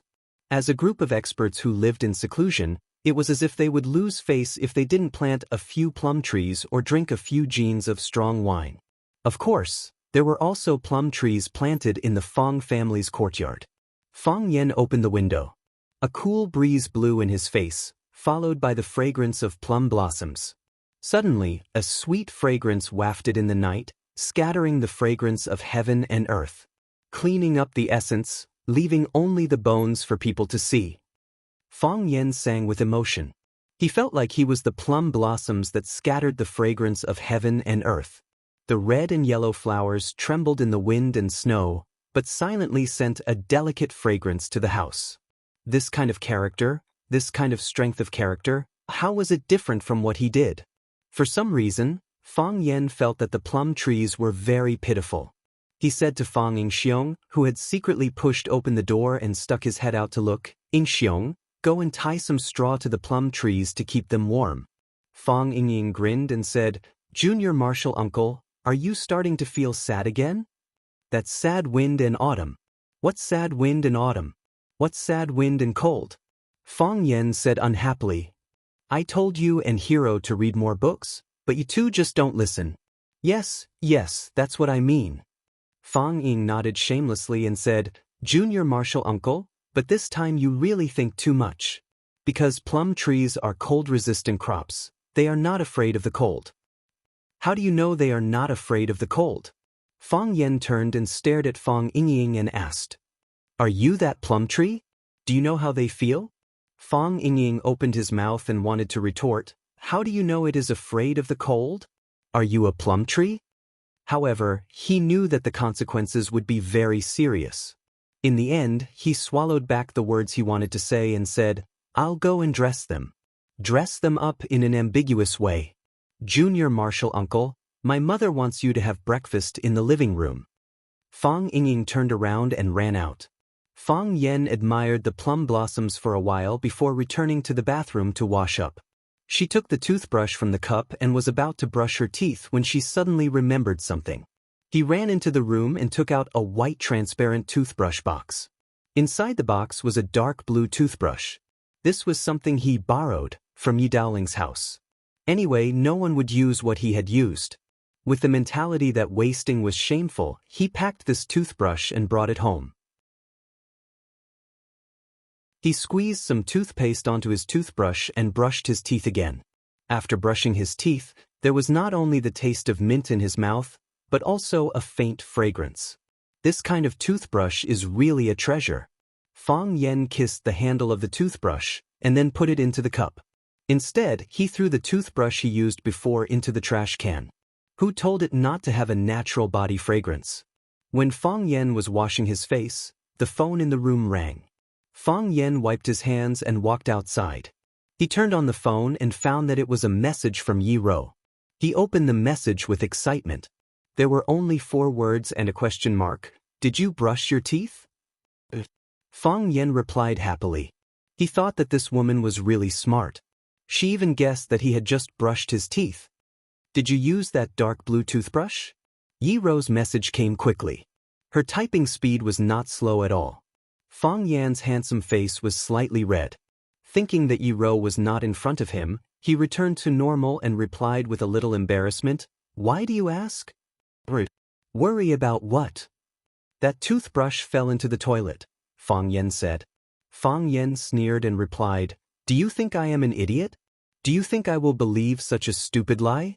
Even if you want to disgust me, you have to find a convincing reason. Do you smell fresh after brushing your teeth?" "That's right." Fang Yen grinned. "I knew it. How could a violent woman like you not have any reaction when encountering such a thing? It turns out that you just realized it. But isn't it too late to react now? You know, that toothbrush is already in my hands. I can't return it. Come and hit me if you can."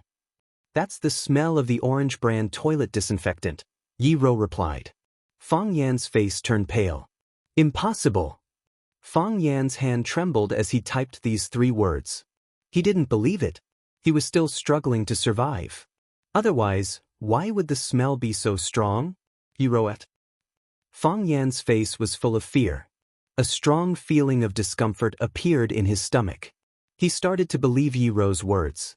Yes, Yi Rou usually didn't stay at Yi Daoling's house. That toothbrush might have just been unsealed.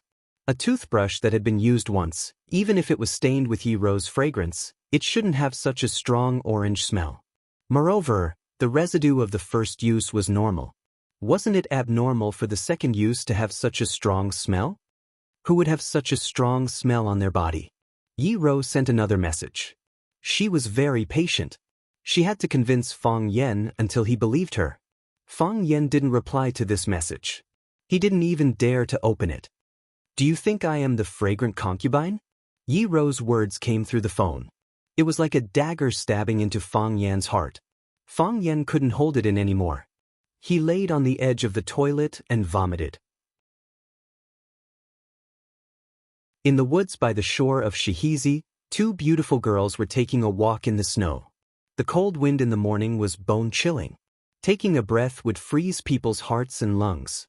However, these 2 girls didn't care at all. This kind of temperature was indeed not a difficult problem for them to overcome. Their physiques were originally better than ordinary people. Even some sturdy men were far inferior. "Sister, guess what he is doing now?" The girl with a red down jacket, blue jeans, and small leather boots asked playfully. The girl had a round face, round eyes, snow-white skin, and a cute appearance. She looked very young and was in the best period of her first awakening of love. Girls at this stage were still full of fantasies about love. Whether it was someone else's or their own, they felt that it should be as beautiful and unforgettable as a fairy tale. "Vomit." The girl with white leather and white pants said. The simplest sportswear couldn't hide her ethereal temperament. It was like a fairy in the snow. It was the master of the world of wind and snow. The girl in red giggled and said, "Sister, you are so bad. You took revenge on him like this. I'm afraid he won't have the appetite to eat breakfast today. Not only this morning but also this afternoon and tonight. He won't be able to eat for a few days. Make him vomit all the bile in his stomach." Yi Zi was Yi Rou's cousin and the youngest daughter of third uncle Yi Daoling. Yi Zi was a student of Yanjing Shuimu University. After the holidays, she ran to her hometown Yanziwo for a vacation. Last night, Fang Yen forced her to abdicate. Although Yi Daoling received a phone call from his family, there were still some things that couldn't be explained clearly. Therefore, Yi Rou was ordered to go to Yanjing to talk to Yi Daoling. Through Yi Rou's narration, Yi Daoling had a clearer understanding of the importance of Fang Yan in this incident. Therefore, Yi Daoling ordered his assistant, Lin Donghai, who was also from Yanzhou, to bring Fang Yan to his home. Fang Yan and Yi Rou met at Yi Daoling's home. Because of Fang Yan's unreasonable behavior, the two even lived in the same room. Although they got along harmoniously, and there were no hot-blooded or melodramatic incidents, on the way back to Yanzhou, Yi Rou received a message from Fang Yan. "I used your toothbrush to brush my teeth." Yi Rou was ashamed and angry. If Fang Yan was by her side, she would definitely beat him up again. After returning, Yi Zi found Yi Rou's strangeness. Under her questioning, Yi Rou finally told the truth to this younger sister who was a few years younger than her but could confide in her. Yi Zi suddenly had an idea. She said that she would never let her sister suffer. She must make Fang Yan, that bad guy, pay a painful price. Therefore, the two went out early and began to implement the revenge plan they had discussed. Yi Rou said expressionlessly, "I just don't want him to continue using that toothbrush." She knew that if it weren't for this morning's incident, Fang Yan would have continued to use that toothbrush and that toothbrush. Moreover, that toothbrush was indeed the toothbrush she used. Yi Zi smiled and said, "Sister, have you thought about it? Why does Fang Yan want to use your toothbrush?" "For revenge," Yi Rou said. "For what?" "For hitting him." "Ah? Is he that kind of person?" "A long time ago, when you were young," Yi Rou said with anger in her eyes, "that year, after I defeated him in a martial arts competition, he bribed Yi Fengsheng to sneak into my room and use my toothbrush to brush the toilet." "How could he be so shameless? How could he do such a thing?" Yi Zi said angrily. She clenched her small fists and asked, "Sister, have you used that toothbrush? If you have, isn't it too disgusting?" Yi Rou said, "I knew it. Sister, you are so smart and won't be fooled." Yi Zi looked at Yi Rou with admiration and said proudly, "It's not that I'm smart." Yi Rou blushed. "I didn't expect that he would take revenge on me in such a way. It's so childish." "What?" Yi Zi looked puzzled. "Because someone told me," Yi Rou said.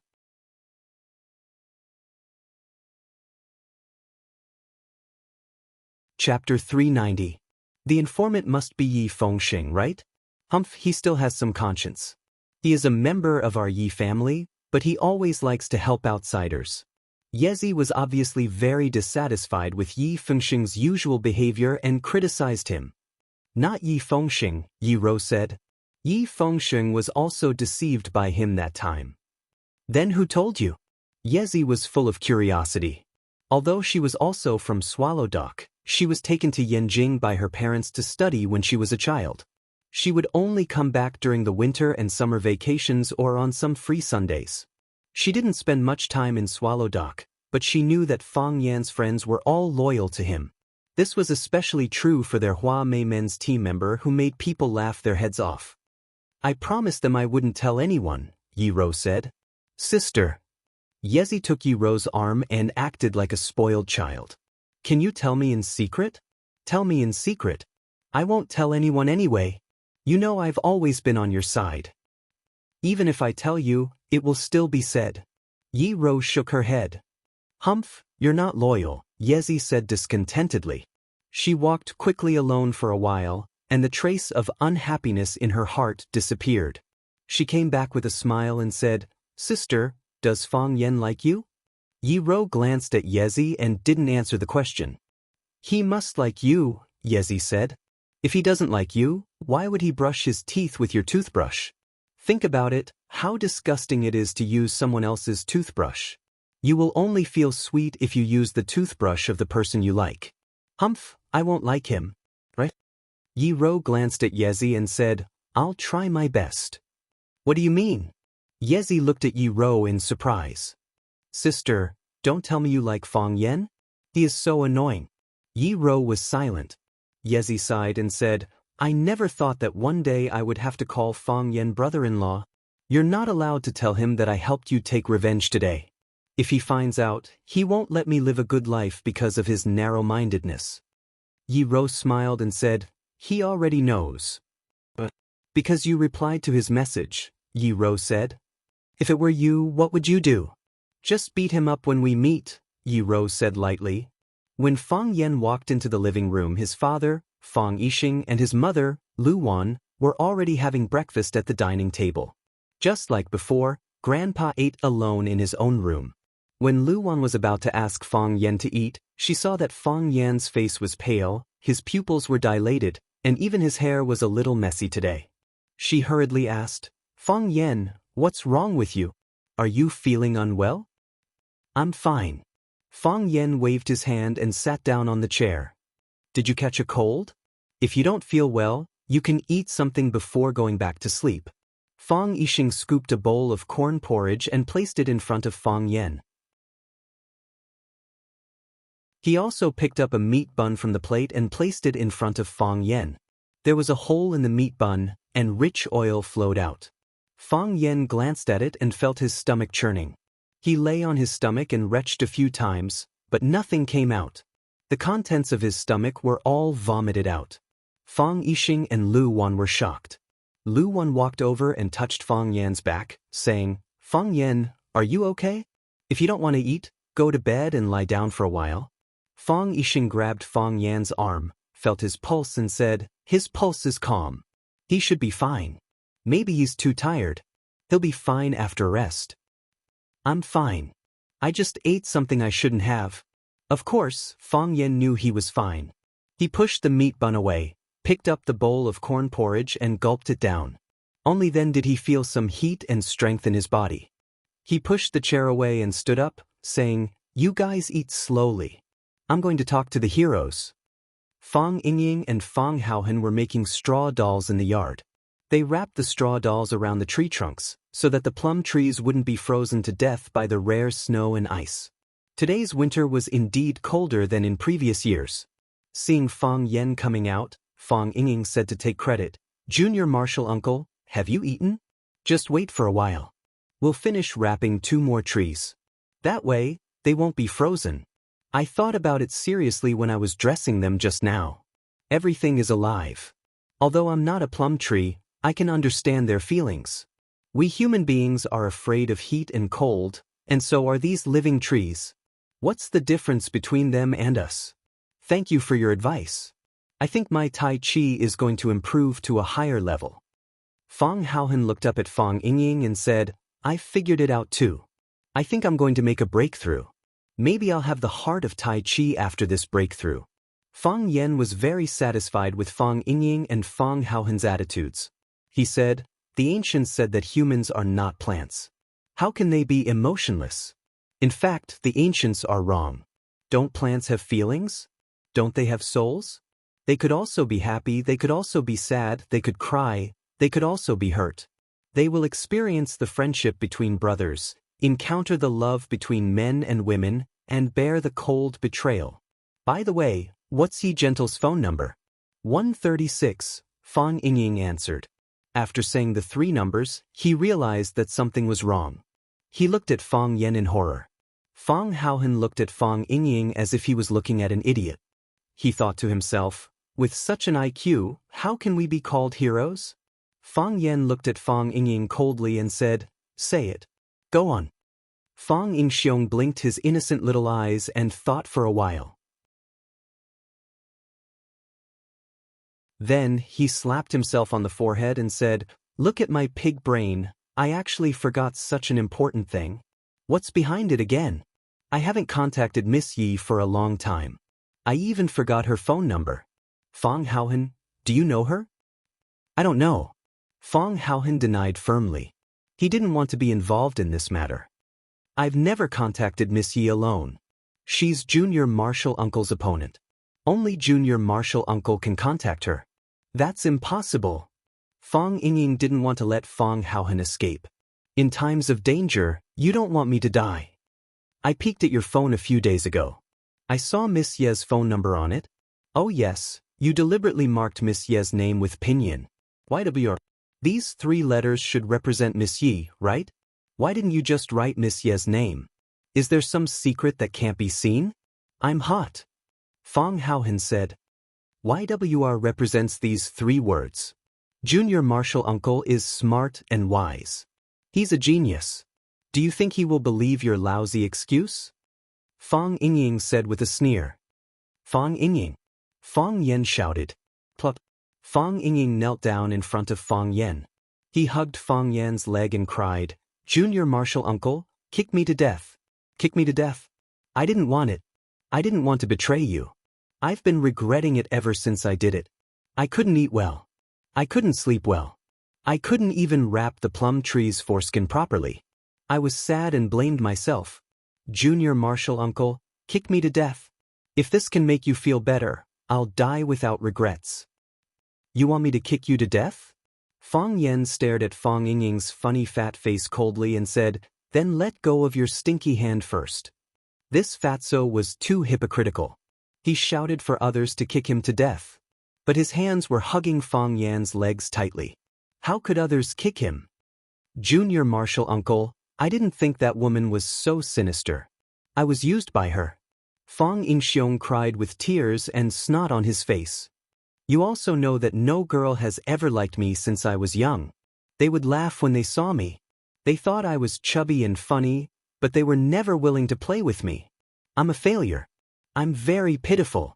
I have no experience with women. I don't understand their evil thoughts. I don't understand their methods of harming people. Junior Marshall Uncle, I don't want to live anymore. I really don't want to live anymore. I'm already so old.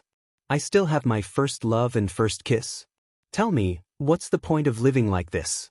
Hearing Fang Yingying's confession, Fang Haohan couldn't help but feel sad. With red eyes, he sat down in the snow and said in a hoarse voice, If there is a you, how can there be a Liang? If there is a Junior Marshall Uncle, how can there be a hero? We are excellent, but Junior Marshall Uncle is more excellent. All the girls in Swallow Dock like Junior Marshall Uncle. Our lives can only be so bitter. Even Fang Yan felt that he was being too cruel after they teamed up to do such a thing. I'm just a little more handsome. Is that wrong? Is that wrong? But Fang Yan patted Fang Yingying's shoulder and said, You just need to be honest. Tell me, did you send a message to Yi Ro this morning? I said you can't hit me? Of course. Fang Yan said. Really? When did I lie to you? You used to lie to me. I didn't lie to you this time. I really didn't lie to you, Fang Yan said awkwardly. I'm touched by you too. I feel sorry for you too. I received a message from Miss Yi when I was practicing my stance this morning. I thought she wanted to take me out for a walk. My heart was beating fast. I didn't know if I should accept or refuse. If I accepted, I felt sorry for you. If I refused, I was afraid that I would hurt Miss Ye's love. Forget it. You don't have to say it. I understand.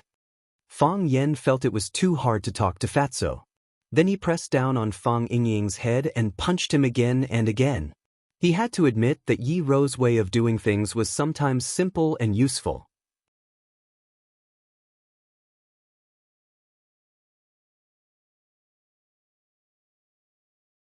Chapter 391. The teacher came back with a dung basket. From afar, he saw a figure kneeling at the door of his hut. He narrowed his eyes and walked over slowly. He poured the pig dung in the basket into the cesspool in the backyard and put the basket in the corner outside the hut. Then, he took out a bunch of keys from his pocket and prepared to open the lock. Sir, I was wrong. Fang Yan straightened his body and said in a deep voice. The teacher was deaf and didn't hear Fang Yan's words. He opened the copper lock and pushed the door straight into the hut. He took off his sheepskin coat and hung it on the wall. Then he used an aluminum basin from the kettle on the stove to wash his face and hands. His face and hands were steaming, and the chill on his body was also dispelled a lot. The teacher opened the old teapot on the square table that had a hole in it. He grabbed a handful of broken tea leaves and threw them into the teapot. Then, he took the antique bottle with the words, "Serving the people," printed on it and poured water into the teapot. There were no complicated steps to make tea. It was simple and crude. When he felt that the tea leaves tasted good, he poured himself a bowl of tea with a big bowl and blew it gently to drink. Sir, I'm here to apologize to you. Fang Yan, who was kneeling at the door, shouted again. The teacher was expressionless and still pretended not to hear him. He stood at the threshold of the hut and drank his big bowl of tea with relish. "Sir, I'll take it that you forgive me if you don't speak," Fang Yan shouted loudly. The teacher still didn't speak. The teacher didn't speak, so Fang Yan didn't get up. He knew that sometimes he could be lively, but there were some things that he had to be serious. For example, the teacher didn't speak, and Fang Yan didn't speak either. One was standing inside the threshold, and the other was kneeling outside. The teacher lived in the back of the village, which faced the back of the mountain. The wild wind was whistling, and the snow was buried for thousands of miles. The whole world was a vast expanse of whiteness. Fang Yan became a small dot in this white world. The teacher stood and drank tea, while Fang Yan knelt. The teacher sat and listened to music, while Fang Yan knelt. Teacher was lying down and sleeping, while Fang Yan was kneeling. When the teacher woke up, he washed the rice and washed the pot to cook. He cut the salted fish into 2 pieces and hung one piece on the wall while the other was thrown into the rice pot. He went to the backyard and pulled a bunch of vegetables and a few shallots. He washed them in ice water and boiled them. Fang Yan was still kneeling. The teacher ate the salted fish rice, swallowed a few small vegetables, washed the bowls and chopsticks, brushed the iron pot clean, and poured water into the teapot for the morning and drank a bowl of hot tea. Fang Yan was still kneeling. The warm sunshine in the morning disappeared without a trace at noon. The snowflakes that had stopped drifting once again. The snowflakes were soft, but the chill was hurtful. Fang Yan knelt in the wind and snow. His hair was messed up by the cold wind and his body was covered in snow. Even his eyebrows were frozen. Fang Yan became a snowman. Just like the snowmen they used to make when they were young, they put on a hat and a scarf to make it look like a real person. Fang Yan was the most vivid snowman because he was a real person. When Fang Yan was kneeling, Swallow Dock was still as quiet as before. However, what was different from before was that many of the courtyard doors were open, and people were standing at the door looking into the distance. The Li family. An old lady in a gray cotton-padded jacket stood at the door and asked, "Is the kid from the Fang family still kneeling?" "He's kneeling." Li Xiaoyan stood behind the old lady and replied with a pained expression. "Sigh." The old lady sighed and said to her grandson, "This child has great ambitions. It's inevitable that he will suffer a little." The Yi family. Yi Daowen was stomping around in the study. He pushed open the window and asked the servant who was sweeping the snow outside, "Is Fang Yan still kneeling?" "He's kneeling," the servant replied. Crack. The window was closed again. The servant looked at each other and lowered his head to sweep the floor again. The Fang family. Old Master Fang Hui didn't ask for plum wine today, nor did he ask Fang Yingying and Fang Haohan to play chess with him. He asked someone to push him to the window. He didn't use a mattress to keep warm, nor did he wear the leather hat he used to keep warm. His big bald head was even brighter than the white snow outside. He looked out the window and at the plum trees wrapped in straw in the courtyard. Suddenly he lost his temper and scolded, "Who wrapped it? Who wrapped it? How can there be such an exotic fragrance without experiencing the wind and snow? Tear it down. Tear all the straw for me." Fang Yingying and Fang Haohan didn't dare to refute. They hurriedly ran out to tear down the straw bundles that had been wrapped up this morning. At this moment, Fang Hui was full of murderous intent. He didn't look like a paralyzed person, but more like a fierce general who had just come down from the battlefield. Yi Ro pushed open the courtyard door. The old drunkard didn't even look at her and said, "I'm drunk. You can do whatever you want." Then he lay down in the corner of the corridor and slept soundly. Loud snoring could be heard. Yi Ro patted the jar with her palm. The sealed mortar at the mouth of the jar flew out and disappeared. With a kick of her toes, the big jar in front of her flew into the air. The wine jar tilted slightly. As it fell, a stream of spring water poured down. Yi Ro opened her mouth and took a deep breath. Her posture was cool and arrogant. There were also many courtyard doors open, watching from afar. Today, in Swallow Dock, everyone's eyes were focused on the young man kneeling in the wind and snow. Fang Yan was already a legend of Swallow Dock. The teacher drank 3 bowls of hot tea in a row. It wasn't until the teapot was empty and the color of the tea became darker and the taste more bitter that the teacher put down the teacup. He shouted to the outside, "Stop acting. Come in." Crack! Fang Yen got up from the snow. Because he hadn't moved for a long time, a thin layer of ice formed on his knees and calves in the snow. With a slight movement, the layer of ice broke with a crisp sound. Crack, crack, crack. This was the sound of all the bones in his body cracking. The stagnant qi and blood and the stiff bones all relaxed and regained their vitality. Fang Yen had the heart of Tai Chi to protect his body, so he could keep the bitter cold from invading him. The ice and snow, his body, and the heart of Tai Chi became a harmonious whole. The heart of Tai Chi became a bridge of communication between Fang Yen and the ice and snow. It transformed the ice and snow into a kind of energy and transmitted it to Fang Yen, so that Fang Yen could touch it gently and comfortably, instead of directly experiencing the attack of the bitter cold. Of course, if he had inner strength, he could also transform it into heat to resist the bitter cold and burn the ice and snow. However, the heart of Tai Chi was natural, and using inner strength to resist the cold consumed more mental and physical strength. It was difficult to maintain. This was also the reason why the heart of Tai Chi was more valuable than the other internal mental cultivation methods or strength techniques. When Fang Yen moved, the snow on his body fell, the frost on his eyebrows disappeared, and he became a living person with flesh and blood. There was an iron sword stuck in his back, the hilt facing down, the tip of the sword pointing up, hanging diagonally on his back. Fang Yen walked into the small room and said to the teacher, "Teacher, I have come to apologize to you."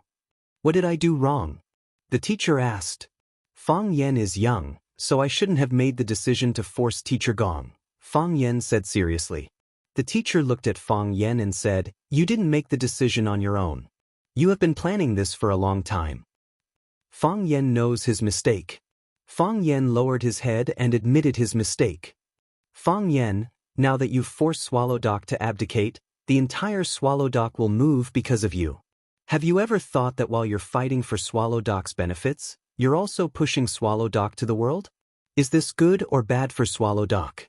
In ancient times, there was the right to release troops with a cup of wine. There was also the saying, "When the cunning hare is dead, the hound is cooked, and when the birds are gone, the fine bough is hidden." When the country is in trouble, we use our swords to solve the problem. When the country is peaceful, we bury our swords and plow the fields. We are all martial artists, wholeheartedly practicing martial arts and seeking the way, living a peaceful life. Peaceful and beautiful, reproducing for 1,000 years. Isn't that good? 30 years of fame and glory, dust and soil, a beautiful dream of a golden bridge, all for nothing. What are we fighting for? What are we fighting for? "Teacher, I know my mistake." Fang Yen lowered his head even more. "You are not wrong." The teacher shook his head. "Young people, with lofty words and lofty aspirations, who doesn't want to kill the enemy on the battlefield? Who doesn't want to be famous everywhere? Who doesn't want to carve a stone to record their achievements and write their name on the stone tablet at the entrance of Swallow Dock? My duty is to protect the continuation of the bloodline of Swallow Dock, to ensure that the loyalty of Swallow Dock will not change, and that the martial arts will not decline. So I hope to keep a low profile and remain silent. Just like I have been for hundreds of years, willing to be forgotten by the world. You have chosen another path, one that is aggressive and cruel. There is no right or wrong, but have you thought clearly, which path is more suitable for Swallow Dock?" Fang Yen raised his head to look at the teacher and said in a clear voice, "I swear on my life that the loyalty of Swallow Dock will not change, and that the martial arts will not decline. We train hard in martial arts, ponder day and night, just to strengthen our bodies and promote justice. We swear to protect our country with our lives, shed our blood, and those who offend us, Wuxia, will be punished no matter how far away they are. Teacher, the world is changing and so are we. I have never thought about whether this path is right or wrong. I only thought about the right or wrong of this matter. I am not willing to be aggressive. I am even more unwilling to be cruel. I only hope that we will not be bullied. I only have this small ambition." The teacher pondered for a long time, looked at Fang Yen and said, "Since You have already thought it through, why are you apologizing? Teacher will always be teacher, Fang Yan's teacher, Swallow Doc's teacher. I have no respect for my elders, I have disobeyed teacher, so naturally I have to apologize, Fang Yan said without changing his expression. Fang Yan kneel, the teacher said.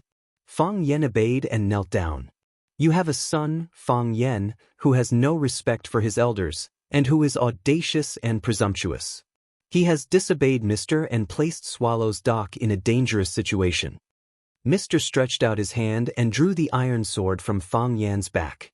He said, severely punish him with 3 strokes as punishment. The teacher held the long sword in his hand, and the blade struck straight at Fang Yan's head. Clang! When the sword came down, it was not Fang Yan's head that was cut in half, but the iron sword that was broken into 2 pieces. Fang Yan was ashamed and said embarrassedly, I was afraid that teacher would really kill me in a fit of anger. So, I did something to the sword. The teacher held the sword hilt, and was stunned for a long time before he said helplessly, in ancient times, there was Su Qin who carried the sword on his back, and today, there is Fang Yan who carries the sword. Go back. I can't teach you.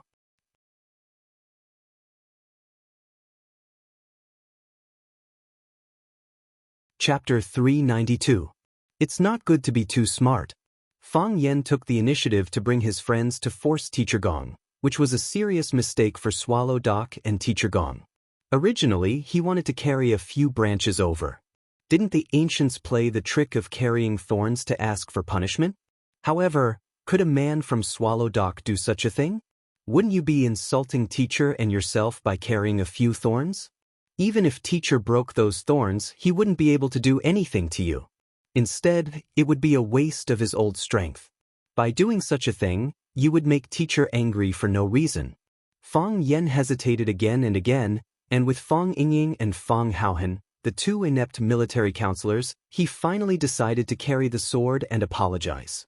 First, the sword looked imposing and murderous. At first glance, he looked like an iron-blooded man from Swallow Doc. Teacher Gong was happy at first glance, and it was easy for those young girls and pretty wives to size him up when he walked on the road, which could add points to his appearance.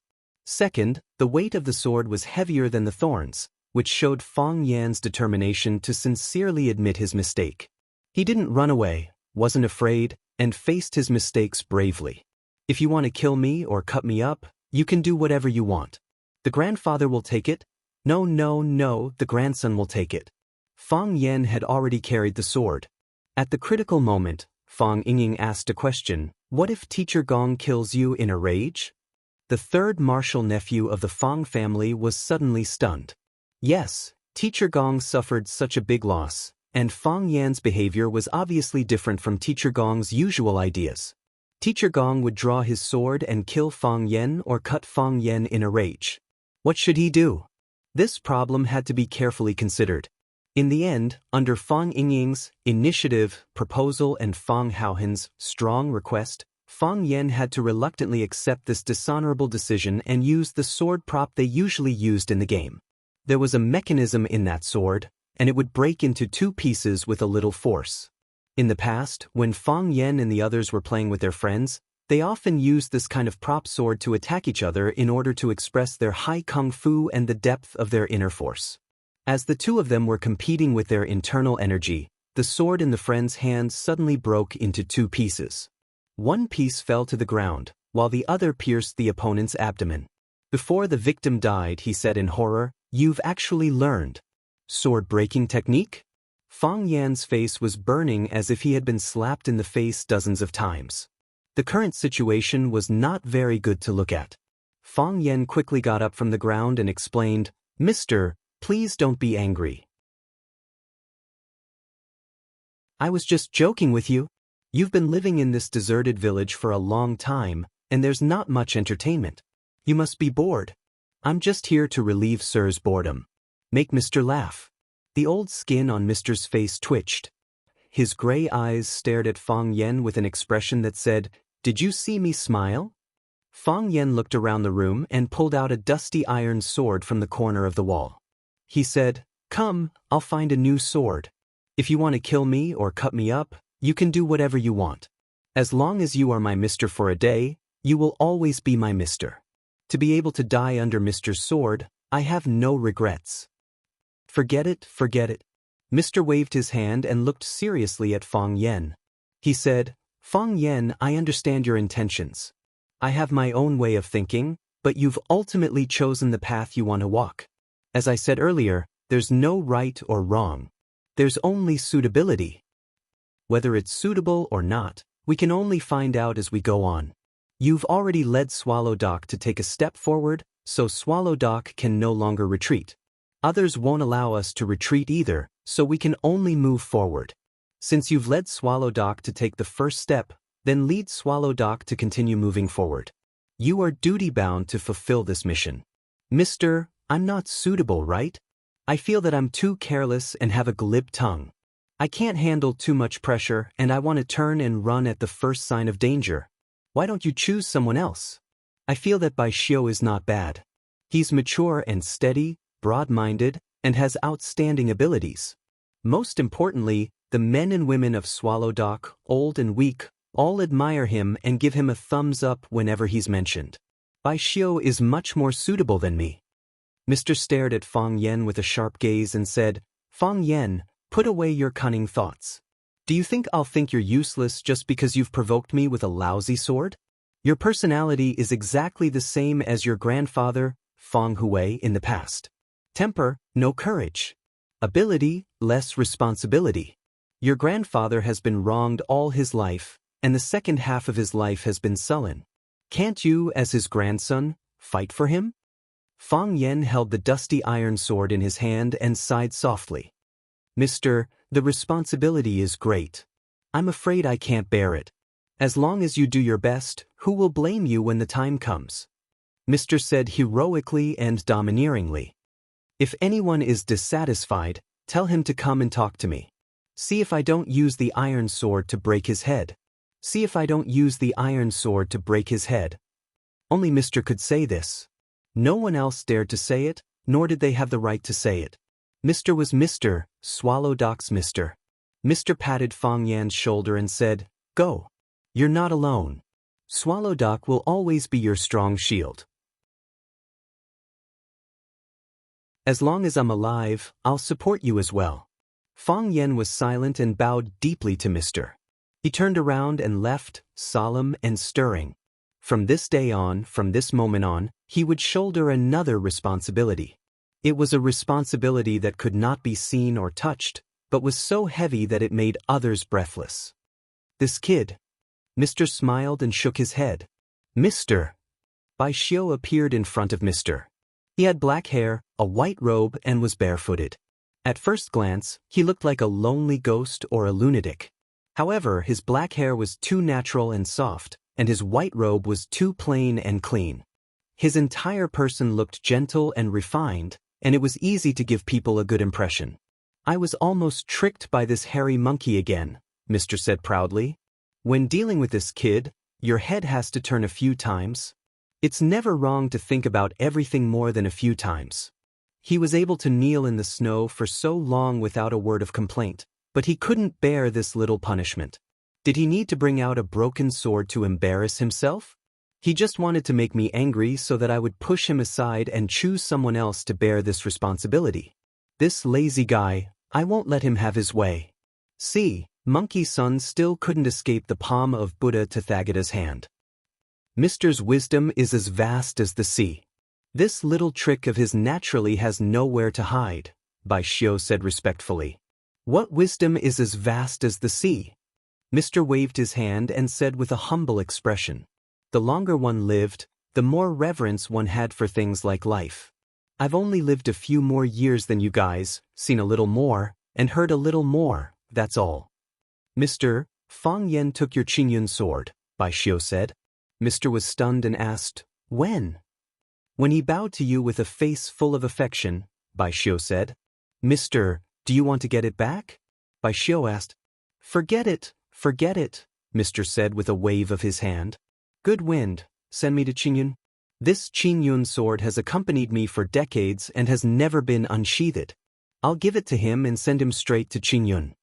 Bai Xiu smiled and said, Mister, you really like Fang Yan. He took advantage of you and made you speechless. How can I not like such a kid? Smart people do have an advantage in this world. Yes, Bai Xiu said with a nod.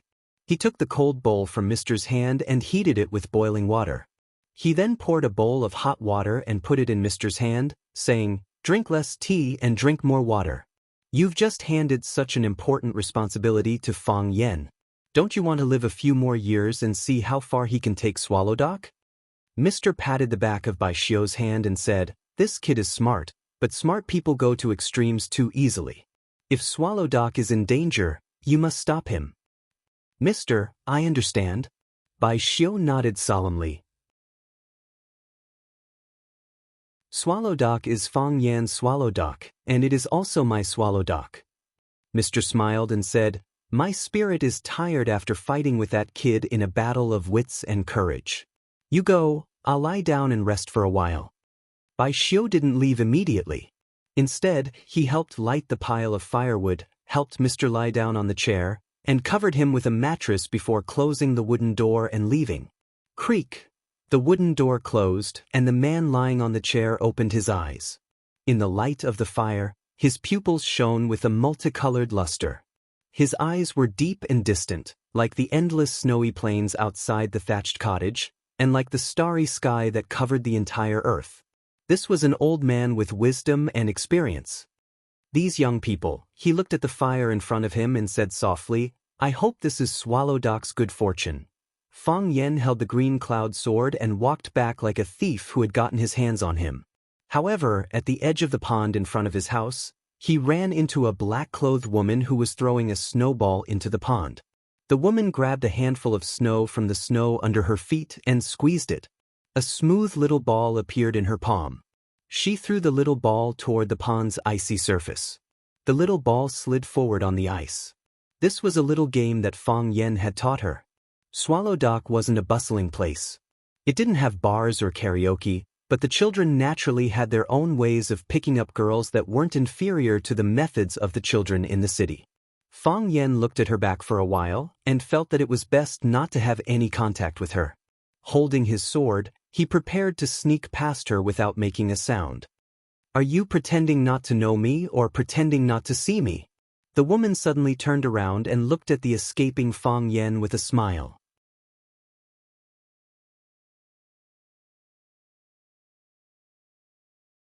Chapter 393. Are you pretending not to know me or pretending not to see me? This question was really difficult to answer. Seeing Fang Yan's bewildered expression, Phoenix threw a snowball at Fang Yan and said, Take this. But the snowball hit Fang Yan's chest and broke into snowflakes. They fell down and became one with the snow again. Phoenix did not have the joy of hitting the target. She just looked at Fang Yan and asked, Why don't you dodge? Do you want to dodge? Fang Yan said with a smile. Didn't you always want to hit me before? I really want to hit you, but I know I can't hit you. Phoenix said with a smile. Her smile looked lonely. I can't hit you, so I always want to hit you. You don't even want to dodge. This is really, how can this game continue? Have you ever played snowball throwing? The greatest joy of this game was not hitting, but dodging. One side desperately chased, the other side desperately dodged. The one who chased was hell-bent, and the one who dodged was willing. If the one who chased hit every snowball, and the one who dodged stood still, this game must be quite boring, right? I'm sorry, Fang Yan said. He could feel Phoenix's emotions. He knew that she was very unhappy. He shouldn't have said sorry, or rather, he shouldn't have said sorry. But he didn't know what was going on, but he said it so naturally. It was as if he had really done something wrong to Phoenix. Perhaps, such a farewell was really hurtful? Fang Yan, you've changed. Phoenix's hands were in the pockets of her trench coat. She was clearly not in the mood to continue playing with snowballs. Her figure was tall and graceful.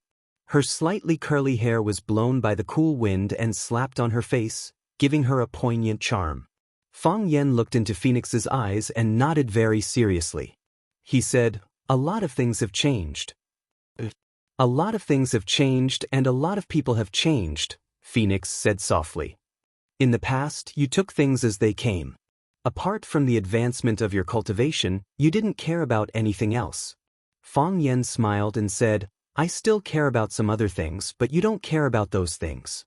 How do you know I don't care? Have you ever cared? Phoenix smiled and shook her head. Mind or not, there's no point in talking about this. I heard what happened last night. That was a beautiful win. This is Fang Yan. This is the Fang Yan I know. This is the Fang Yan who always brings surprises. Fang Yan was silent. He didn't know what to say. Perhaps not saying anything was the most appropriate response. I never thought such a day would come, Phoenix said with a smile. The two of us stand facing each other, speechless. Don't you think this scene is very awkward? Actually, it's all right, Fang Yan said. He also felt very awkward. He had the urge to quickly end this and run away. The reason for this situation is because you are more concerned about the feelings of another person. Phoenix was like a caring sister. She explained, there is nothing to say when you are with your first love because your feelings have changed. You feel a trace of guilt and embarrassment when facing me. No matter how smart you are still a kind person. Fang Yan thought about it seriously and said, perhaps, you are right. You have always been able to give me the best advice and the most professional analysis from the perspective of a bystander. Can you tell me who that person is? Don't you already know? Talking to you is no longer interesting, Phoenix said. She opened her arms and said, this is the true meaning of farewell, right? Come, let's hug one last time. Fang Yan hesitated. What? Are you afraid or unwilling? Phoenix said with some dissatisfaction. When a girl makes such a request, even if you are 100 times unwilling, you should at least put on a perfunctory act. Do you know that such an expression of yours is very hurtful? Am I so loathsome? I am just worried. Fang Yan walked towards Phoenix step by step and said, the sword in my hand will hurt you. The sword is not out of its sheath, how can it hurt me? Phoenix asked. Then she licked her dry lips and said very seriously, even if I am hurt by your sword, I will not blame you. I am telling the truth. I believe you, Fang Yan said. He held the sword with one hand and walked over to hug Phoenix. The warm and fragrant body entered his arms, but Fang Yan did not feel happy or ambiguous. Instead, he felt that his heart was very blocked, and his whole body became heavy. The beautiful girl in his arms was his beauty, the youth of his youth. He wanted to see his favorite movie with her. He wanted to walk through every mountain and river with her. He wanted to see every river with her. They were the eyes he saw when he opened his eyes every morning. They were the sweet dreams he had every night. He wanted to dedicate all of his beauty to her. He wanted to protect her for the rest of her life. At that time, she was the most important person to him. Now they said goodbye in such an understated way. Goodbye to the girl, goodbye to his first love, goodbye to the good things, goodbye to a lifetime. The two of them hugged each other tightly. They were reluctant to part, but they were also ruthless and determined. Phoenix was not in a good mood either. She said in a low voice, then I wish you good luck. You too, Fang Yan said. After saying goodbye like this, Fang Yan thought that Phoenix would leave his arms. But Phoenix did not. I have to leave something to remember, Phoenix said. What? Click. The sound of a shutter clicking. Only then did Phoenix let go of Fang Yan. Looking at the camera of her and Fang Yan hugging tightly, she said, I will send it to the lady and tell her that we have said goodbye. I have become your past tense. You see, I am so considerate of you. Phoenix giggled. Fang Yan, now you know that I am the best to you, right? I know. Fang Yan smiled bitterly. If you delete it, this feeling will be more profound. I will not delete it. Phoenix refused Fang Yan's proposal. She waved to Fang Yan and said, Goodbye, Fang Yan. Goodbye, Fang Yan said. Happy New Year. Unhappy New Year. Phoenix smiled. The new year will not be happy. Phoenix waved her hand at Fang Yan. Placing both her hands into the pockets of her coat, she gracefully walked into the snowstorm. Her figure was quickly swallowed up by the snowstorm, becoming an indistinct goodbye. Fang Yan waved and said softly, "Whether happy or not, the new year arrived as scheduled." New Year's Eve was getting closer and closer, and there were more and more relatives at home. Fang Hui had 2 sons and 3 daughters. His youngest son, Beihai, died in battle. His eldest son, Fang Yixing, was fond of calligraphy and painting and had no interest in martial arts. After Fang Hui's legs were disabled, there was no successor for Fang family Tai Chi. However, his disciple, Mo Qingdi, quickly rose to support the Fang family. When Mo Qingdi was at his peak, the Fang family was also at its peak. No one dared to underestimate the enemy in Jianghu. However, Mo Qingdi fell like a comet, and the Fang family was once again in decline. Those few years were a nightmare for Fang Hui, the old man of the Fang family. The grumpy old man suffered one blow after another, but he still maintained a positive and optimistic attitude. Because he still had hope. His grandson, Fang Yan, was his hope. He placed all his enthusiasm and expectations on Fang Yan. He personally taught Fang Yan martial arts and supervised his stance training. At a young age, Fang Yan was under unimaginable pressure. Fang Yan's erratic personality was born during that period. The pressure was too great, and he had no way to vent. He did not dare to vent, so he could only use these unreasonable little methods to express his dissatisfaction. Dissatisfaction with his family, dissatisfaction with his surroundings, dissatisfaction with the unfairness of fate. That was all. This was the biggest protest a young man could express. Fang Yan had 3 aunts. The eldest and second aunts were married in Swallow Dock. The eldest aunts, Fang Yi, married his grandfather's disciple, Fang Hao, so their daughter, Fang Menjing, also had the surname Fang. The second aunt, Fang Yiling, married into the Zhao family of Swallow Dock. When the old man of the Zhao family was young, he had fought with his grandfather, Fang Hui, several times, and lost every battle. The relationship between the 2 families was not harmonious until now. The youngest aunts had a wild personality. When she was studying at Pearl Institute of Foreign Languages, she fell in love with a classmate. After graduation, she stayed in Pearl Institute. The Fang family was very open-minded. The elders never interfered with their children's marriage. Of course, Fang Yan was an exception. According to the past practice, every year on New Year's Eve, the eldest and second aunts would bring their family to the old house to have New Year's Eve dinner with the old man. The youngest aunts used to spend the spring festival with her husband's family in Pearl Institute. This year she brought her family back. The New Year's Eve was also a reunion night. Who didn't want to sit together with their family? Hearing that his youngest daughter was coming back, the old man Fang Hui was naturally happy from ear to ear. Ever since she was a child, he liked his youngest daughter the most. The youngest aunts called home in advance and said that they would be back for dinner on the 28th. Lu Wan told them that a sumptuous dinner was prepared early at home. But when it was 8 o'clock in the evening, the youngest aunts and their families still did not come back. Lu Wan called to urge them, but the youngest aunt's mobile phone was turned off. The Fang family was very anxious. Lu Wan shouted and asked Fang Yan to take Fang Yingying and Fang Haohan to drive out to pick them up. She was afraid that the road from Yanjing City to Yanzhou was not easy to drive, and the car should not break down on the road. Fang Yan was also worried about the safety of the youngest aunts. He called Fang Yingying and was ready to drive in the direction of Yanjing to look for them. If the car really had a problem, they could also exchange the car with them and let them come back to warm up first. As soon as Fang Yan and Fang Yingying drove away from the gate of the courtyard, they saw a black Mercedes-Benz stopped in front of the gate. The back door was pushed open, and a young man wearing a thick down jacket jumped out. He looked around the village and wilderness and said discontentedly, "Mom, what kind of place is this? Are we going to spend the new year here?"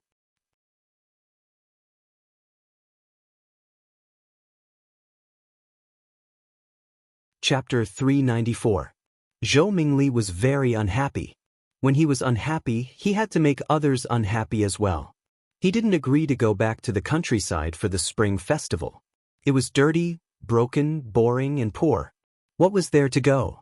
If he had a little bit of expectation for the village life before, after listening to the complaints of his classmates who had experience living in the countryside, that little bit of expectation disappeared without a trace. It turned into deep contempt and disgust. Did you know? They wash their clothes and vegetables in a small ditch at the door. They wash the vegetables downstream, and there are children peeing in the water above. I don't even dare to touch the vegetables on the plate when I eat. Whenever I see the vegetables, I think of those children peeing in the water. Their toilets are all outside the courtyard. There are no doors. When you are enjoying yourself, suddenly someone barges in. Once, I was so scared that I almost fell into the Kong bed. Yes, you didn't hear wrong. Their toilets are big Kong beds. The feces inside are piled up together to ferment. There are also maggots that crawl on your shoes. What's wrong with that? The meat they eat may have maggots. They are reluctant to throw away the meat with maggots. They wash the maggots off and then continue to eat. It's so disgusting. Zhou Mingli didn't want to eat vegetables that were washed with the river water that the children peed on. He didn't want to use the toilet where maggots might crawl on his shoes. He felt disgusted when he thought of the meat with maggots on it. He didn't want to come, and neither did his father. However, his mother, Fang Yijing, insisted that she must go back to her hometown for the Spring Festival this year. She hadn't spent the Spring Festival in her hometown for many years. His father couldn't hold on any longer and agreed to his mother's request. It was hard for him to survive alone, so he had to come back. He felt that since his mother's hometown was next to Yanjing City, how poor could it be? However, the bumpy road, the car skidded a few times and almost fell into the ditch. He was filled with fear and disgust for the place he was going to. When he arrived at his destination and saw that he was actually in a primitive village, he felt that the urine-soaked vegetables and maggots in the toilet were waving in front of him. He couldn't suppress the anger in his heart anymore. He didn't dare to vent his anger on his parents, but he dared to say a few undignified words in front of his poor relatives. They could only listen to him sullenly, and then apologize to him, saying that the conditions were not good, and that he should forgive them. Wasn't this the style and behavior of a farmer? At least, that was what Zhou Mingli thought. It was said that children's words carried no harm, but this brat's words caused the hearts of the smiling relatives to turn cold.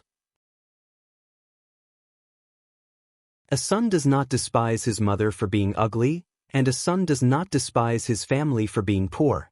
Swallowdock could be considered as half of Zhou Mingli's hometown. Being belittled and scolded like this made people feel very uncomfortable. Besides, the people of Swallowdock were naturally proud. They were suspicious and looked down on everything in the outside world. When the proud people of Swallow's Dock heard Zhou Mingli describe Swallow's Dock as a place where even birds don't shit, some people's faces turned ugly. Lu Wan and First Aunt Fang Yisin stood at the front of the crowd to welcome them. Hearing Zhou Mingli's words, they could not help but stop. When the two of them stopped, the others naturally stopped as well. When the atmosphere was awkward, Fang Yijing walked out from the other side of the car and shouted, "Zhou Mingli, what are you talking about? This was Swallowdock, Mother's home. I was born and raised here. I think it's pretty good. What are you dissatisfied with?" Zhou Mingli twitched his mouth. Obviously, he did not agree with his mother's point of view. He just did not want to argue with her. The door of the front passenger seat was pushed open. Fang Yijing's husband, Zhou Fan, opened the door and got off. He glanced at his son and said to his wife, "Forget it. The kid was just joking. Don't take it to heart. Zhou Mingli is also a boy.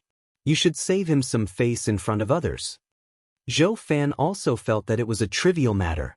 Moreover, his son was right. Swallow's Dock was a place where even birds don't shit. It was his third or fourth time coming here, but he still could not remember the way. Later, when his wife came back, he used the excuse that he was busy with work to refuse. He really did not want to come to this place. Fang Yijing was angry, but she could not argue with her husband and son in front of her brother and sister-in-law. Their views were deeply rooted. She could not change them in a short time. Zhou Fan stood there and looked at everyone arrogantly. He smiled and said, "Sister-in-law, sorry we came back late." Lu Wan had calmed down. She said, "It's okay. It's good that you are back. Everyone is waiting for you to eat." She turned to look at Zhou Mingli and said, "Is this Zhou Mingli?" I hugged him when he was born, and I went to drink when he was 1 year old. How did he become so big in the blink of an eye? Sister-in-law. Fang Yijing walked over and held Lu Wan's hand. She said, I'm sorry. Everyone must be anxious, right? After getting off the plane, Zhou Fan said that since he was in Yanjing he wanted to visit the leaders. After all, it would be more respectful to visit them before the new year. My phone ran out of battery again, so I couldn't contact you. It's okay.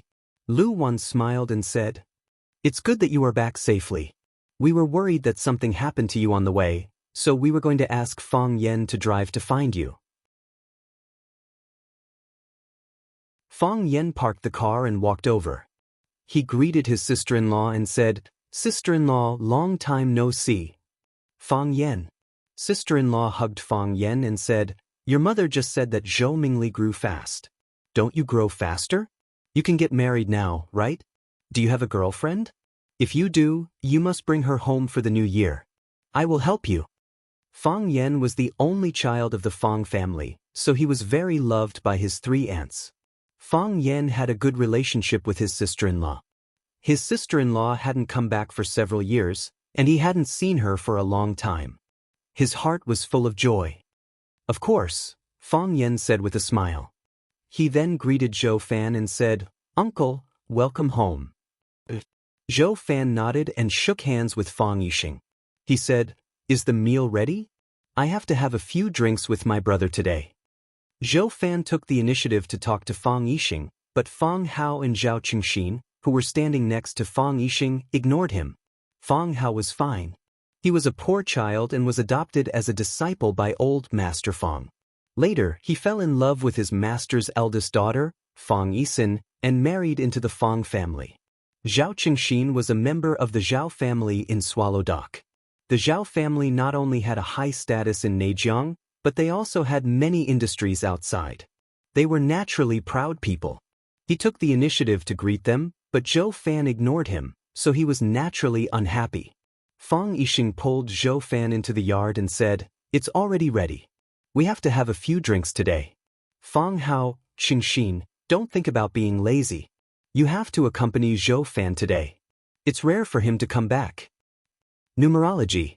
Come and see your eldest cousin. Fang Yijing pulled Zhou Numerology in front of Fang Yan and said, This is the cousin Fang Yan I told you about. Fang Yan reached out his hand. Zhou Numerology curled his lips and said, You don't have to be so old-fashioned. You even have to shake hands. Fang Yijing slapped Zhou Numerology's head and said, How can you talk to your cousin like that? Fang Yan waved his hand and said, It's okay.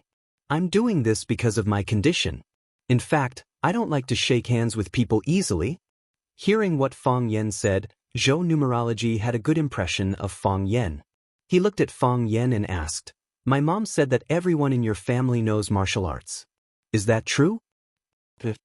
Fang Yan nodded. Zhou Numerology pointed at a blue stone brick at the door and said, Can you break it with one palm? Fang Yan laughed and said, More or less. Really? Zhou Mingli's eyes widened and he said, Show me how you do it. Fang Yan refused and said, Why do you have to break the brick? You've been on the road for a day. Go in and eat something. Are you hungry? We've already eaten. Zhou Numerology said impatiently, We ate at Yanjing Hotel. My dad went to visit his leader for the new year, so we ate at Yanjing Hotel. Can you really break bricks? You're not lying, are you? Zhou Numerology. Fang Yijing couldn't help but want to lose his temper. This bastard child, why did he say all the things he shouldn't say? She called home in advance and said that she would come back to have dinner with everyone at night. However, when they arrived at Yanjing, her husband wanted to visit his leader. It was better to be early than late. The leader would be busy after the new year, so there was no chance to meet.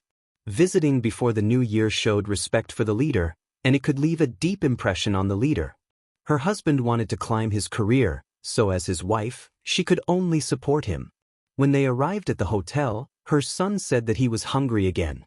She said that they would eat after they got home, but her husband made the decision to order a big meal for his son. It was fine if he ate, but he shouted it out in front of everyone. How would the starving relatives at home feel? Fang Yen raised his eyebrows slightly, but he didn't want to argue with his aunt's child. He said, "What's there to lie about this? It's a very common thing. But I don't think it's necessary. This is a brick for the door, and we need it to close the door." For the men of Swallow Dock, breaking bricks with one hand was more common than using an axe to chop firewood. It was not something worth showing off. He also didn't want to excitedly perform breaking bricks when the child asked. There must be more important things to do when meeting with family. Plus, he was really hungry after waiting for so long. "I didn't say anything wrong," Zhou Numerology said to his mother, dissatisfied. "You said that everyone in your family is a martial arts master, and they don't even dare to break bricks. What kind of swallow village is this? It's a lie, isn't it?" Fang Yen slapped Zhou Numerology's head and said with a smile, "This child is quite mischievous." Plop. Zhou Numerology lost his balance and fell to the ground.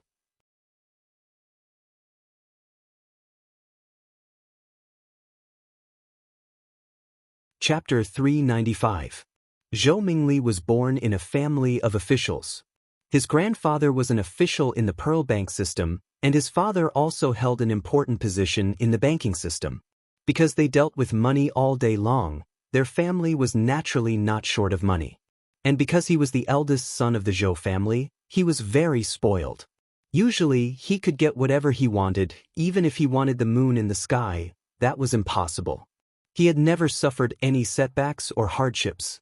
This also developed his arrogant and violent character, and he would lose his temper if he was slightly dissatisfied.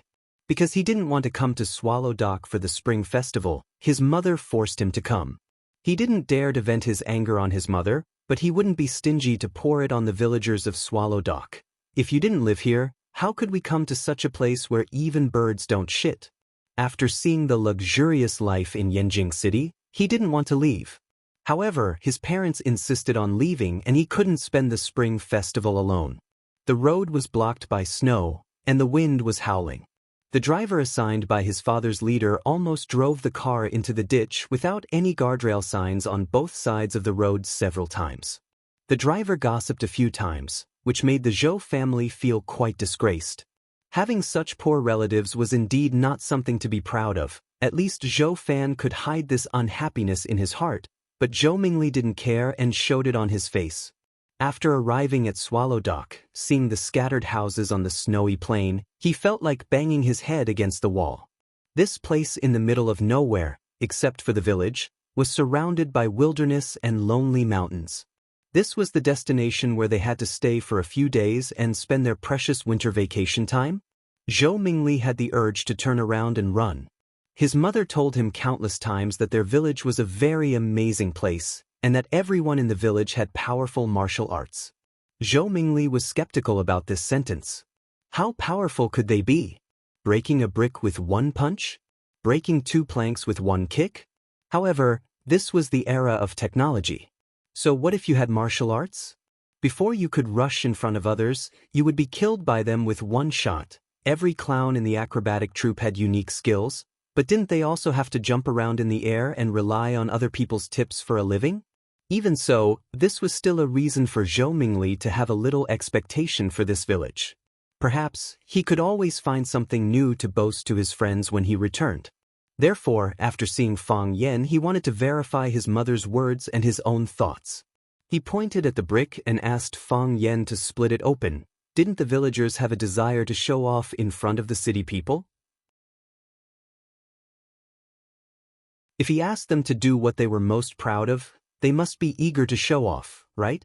He did not expect that his eldest cousin, Fang Yen, would actually reject him. Not only did Fang Yen not give him face, but it also made him feel that the only highlight of this trip to the countryside had disappeared. There was no splitting brick at all, it was their lies. He became violent again, wishing that he could jump up and give Fang Yen a good beating. Although he didn't make a move, his tone was already impolite. The person he was facing was Fang Yen, and the person he was insulting was Swallow Dock. Fang Yen had just accepted the important task that was entrusted to him by the master, and he had become one with Swallow Dock. Therefore, the tragedy happened naturally. When Zhou Mingli got out of the car, Fang Yan drove his grandpa's classic car to the shed. He didn't hear Zhou Mingli scolding Swallow Dock as a place where birds don't even shit. However, when Zhou Mingli said that Swallow Fort was a village of lies, he did it right in front of him. How could there be liars in Swallow Dock? How could there be liars in Swallow Dock? With Fang Yan's temper, how could he tolerate such a thing? Thus, he slapped him across the face. This was a slap from Fang Yan. How could Zhou Mingli bear it? His knees went soft and he fell to the ground. Because they were standing outside the door to talk, Zhou Mingli insisted on letting Fang Yan smash the brick on the door. When Fang Yan slapped him on the head, Zhou Mingli was unlucky and fell on the door sill. Half of his body was pressed on the raised doorway. If it wasn't for his thick down jacket, his ribs would have been crushed. Mingli! Fang Yijing saw his son suddenly fall on the ground and quickly ran over to help him up. Zhou Fan and Fang Yixing had already entered the courtyard. When they heard their son scream, they quickly turned around and saw Zhou Mingli lying on the ground, unable to move. Fang Yan moved even faster.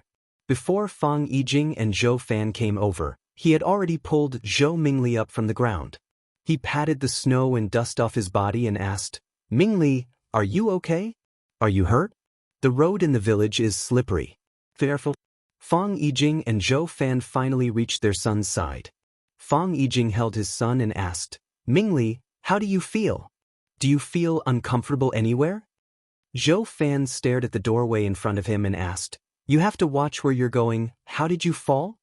Zhou Mingli felt waves of pain in his chest, but his anger made him lose his mind. He pointed at Fang Yan and shouted, "He slapped my head. He slapped me on purpose." "Mingli!" Fang Yijing shouted. "Don't talk nonsense." "I'm not talking nonsense. It's all his fault." Zhou Mingli was unforgiving. His voice was as sharp as a knife as he said, "I told him to split the brick, but he didn't know how to do it. He slapped my head. He did it on purpose. He hit me on purpose." Zhou Fan looked at Fang Yan and asked, "Fang Yan this?" Fang Yan smiled bitterly and said, "I did slap Mingli's head. But it was a touch, a light touch. He asked me to split the brick, but I didn't agree. I felt that this child was quite mischievous, so I couldn't help but pat his head. I used to pat Fang Menjing and Fang Mingxiang's heads, but this was all because of me. I apologized to Mingli." "Mingli, that's enough." Fang Yijing was furious, stared at Zhou Mingli with an unfriendly gaze and said, "Are you done? If you are, then go rest in your room. Didn't you already eat? You don't have to eat dinner." Zhou Fan glanced at Fang Yan and smiled. Mingli is still a child. As his big brother, please forgive him. "Uncle, don't worry. I'll take good care of Mingli," Fang Yan promised. Zhou Mingli felt that he had nowhere to vent his anger, so he glared at Fang Yan and said, "You lied to me. I won't let you off easy." Saying so, he quickly walked into the room. "Be careful, the road is slippery," Fang Yan reminded him. "Why do you care?" Zhou Mingli's tone was unfriendly. As soon as he said so, he fell to the ground again. This time, there were no obstacles on his body, so his body slid forward on the thin ice until he reached the bottom of the stairs. Fang Yan raised both hands and said, "I really didn't touch him this time." Fang Menjing clapped and laughed, saying, "So stupid, he can't even walk properly." Fang Mingxiang was even worse. He ran along the path where Zhou Mingli slipped and said, look at me, I can't even slip." Second Aunt Fang Yiling quickly ran over and pulled Fang Menjing and Fang Mingxiang to the side so that Zhou Fan and his little sister wouldn't feel embarrassed. Zhou Fan originally wanted to blame the slippery road for not cleaning up the snow, but after Fang Menjing and Fang Mingxiang's antics, he couldn't bring himself to complain. Even two young children could walk and jump freely. How could his son not be able to walk properly when he's already so old? Moreover, Fang Yan even reminded him to be careful of the slippery road, but he said, "I don't care. Wasn't this a typical dog biting Lu Dongbin? Who's the dog here?" This time, Fang Yan didn't need to do anything. Zhou Fan quickly walked over to help Zhou Mingli up and shouted with a stern face, "Zhou Mingli, can you please behave yourself? This isn't a place for you to behave atrociously." Zhou Mingli felt like all the bones in his body were about to fall apart. Although he said he didn't need Fang Yan's help, He was indeed worried about the road under his feet. However, for some reason his knees softened. No, his entire body suddenly lost its strength, and he fell to the ground for no reason. He was a bit scared. He felt pain in his chest just now, so he was worried that he might have some side effects from the fall. Seeing that his father was angry, he didn't dare to say what he wanted to say. He shook off his father's hand and strode into the house. Fang Yijing looked at everyone apologetically and said, "You guys should eat first. I'll go help him settle down. This child is in his rebellious phase, and he always makes people worry." Lu Wan also stood up and said, let's eat. The food is getting cold." Fang Hui was also pushed out. Although the old man's legs were paralyzed, he still had his power. With him present, everyone behaved warmly and harmoniously. The main guest of the dinner tonight was Zhou Fan. Fang Yixing, Fang Hao, and Zhao Qingxin took turns to drink. Zhou Fan took the initiative to toast Fang Hui 3 times, Lu Wan, Fang Yixing, and Zhao Qingxin. He even took a toast from Fang Yan. His mind was not very clear, and when he spoke, his tongue began to waver. He squinted at Fang Yan and said, "I heard from your aunt that Fang Yan is a teacher in Huaqing?" Fang Yan nodded and said, "Yes." "What's so good about being a teacher?" Zhou Fan waved his hand and said, "The salary is low, the work is heavy, and you have to deal with a group of children every day. When you go to work, you have to eat chalk dust. That's not a good thing, it can damage your lungs. It'll be too late to regret it. Listen to Uncle, quit your job after the Spring Festival. Go to Mingzhu, Uncle will arrange a job for you, and you'll have a lot of free money."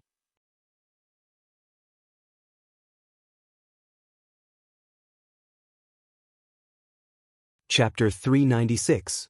Fang Yixing was still drinking, Zhao Qingxin was still smiling, Fang Hao was still chewing on the bone in his mouth, and Fang Yisin and Fang Yiling were still chatting casually. Fang Yixing was still drinking, Zhao Qingxin was still smiling, Fang Hao was still chewing on the bone in his mouth, and Fang Yisin and Fang Yiling were still gossiping, but the voices at the table suddenly stopped, and there was a moment of silence. Fang Yixing frowned slightly, and Fang Hui's dark face looked even worse. Fang Hui had very little contact with this son-in-law, but he could feel the pride in his third son-in-law's bones even from thousands of miles away. He was a very traditional man, but he was quite open-minded when it came to his children's love affairs. "As long as you like it, I'll like it with you." When his daughter brought Zhou Fan to visit for the first time, he behaved well. The young man had delicate features, was gentle and smart. Although he always talked with an air of arrogance, wasn't that what a young man should do? Later, Zhou Fan's position became higher and higher under his father's guidance, and he received more and more compliments, so his self-confidence swelled. He was like this in front of outsiders, and also in front of his own family. This made Fang Hui unhappy. Fang Hui stared at Zhou Fan and said, "I think it's good to be a teacher. Teaching and educating people is a good thing. It's a great thing to cultivate talents for the country. You don't have to worry about Fang Yan's work." Fang Hui put down his chopsticks and said, "You guys eat. I'll go back to my room to rest. I'm getting old and can't sit still anymore." Hearing that their father was going back to his room, Fang Yisin and Fang Yiling quickly got up and pushed the old man to the backyard. Zhou Fan's proposal was opposed by his father-in-law, so he was a little unhappy. He said, "It's not that I want to say that our father is going against him, but the thinking of the older generation has to change. Think about it, what era are we living in? Teaching and educating people is a good thing for the country. But we have to think about our children, don't we? Fang Yan isn't young anymore. How much can a teacher earn in a month? How many years of salary can he buy a house in Huaqing or Yanjing? Without a house, what will Fang Yan do when he gets married? Bring a girl to this village? Once a girl comes and sees how remote this village is, she will run away in fear. What's wrong with this village? Ordinary girls can't even come in." Zhao Qingxin sneered. "Qingxin, I didn't say this village is bad. But nowadays, young girls are willing to live in the city. Who can stand the coldness of this village? They feel new living in this village for a few days, but if they live here for a year, they will go crazy. Even if Fang Yen brings her along when he goes to Huacheng to work, he still has to buy a house in Huacheng, right? How do you know that Fang Yen cannot afford to buy a house? Can't a teacher afford a house? Fang Hao retorted. Fang Yen was worried that the three of them would quarrel at the table, so he quickly stepped forward to smooth things over. He raised his cup with a smile and said, "Little uncle's words are very reasonable, and you are also thinking of me. Come, let me toast to you three uncles." Yen Yang and said, "Fan, Yen Fang Fan I Fang Yen Fang, I Yen Fan I Yen Fang. If you were someone else, I wouldn't have to say this. Think about what I said. Our bank will invest over 100 million yuan in Mingzhu to set up a financial service company. If you are interested, I will arrange for you to work in this service company. You will have a better future and income than being a teacher. After a few years, I can get you a house in Mingzhu." "Thank you, uncle. I will think about it carefully." Fang Yen nodded with a smile. Zhou Fan was satisfied. He looked at Fang Hao and Zhao Qingxin and said, "You can't always stay in this village."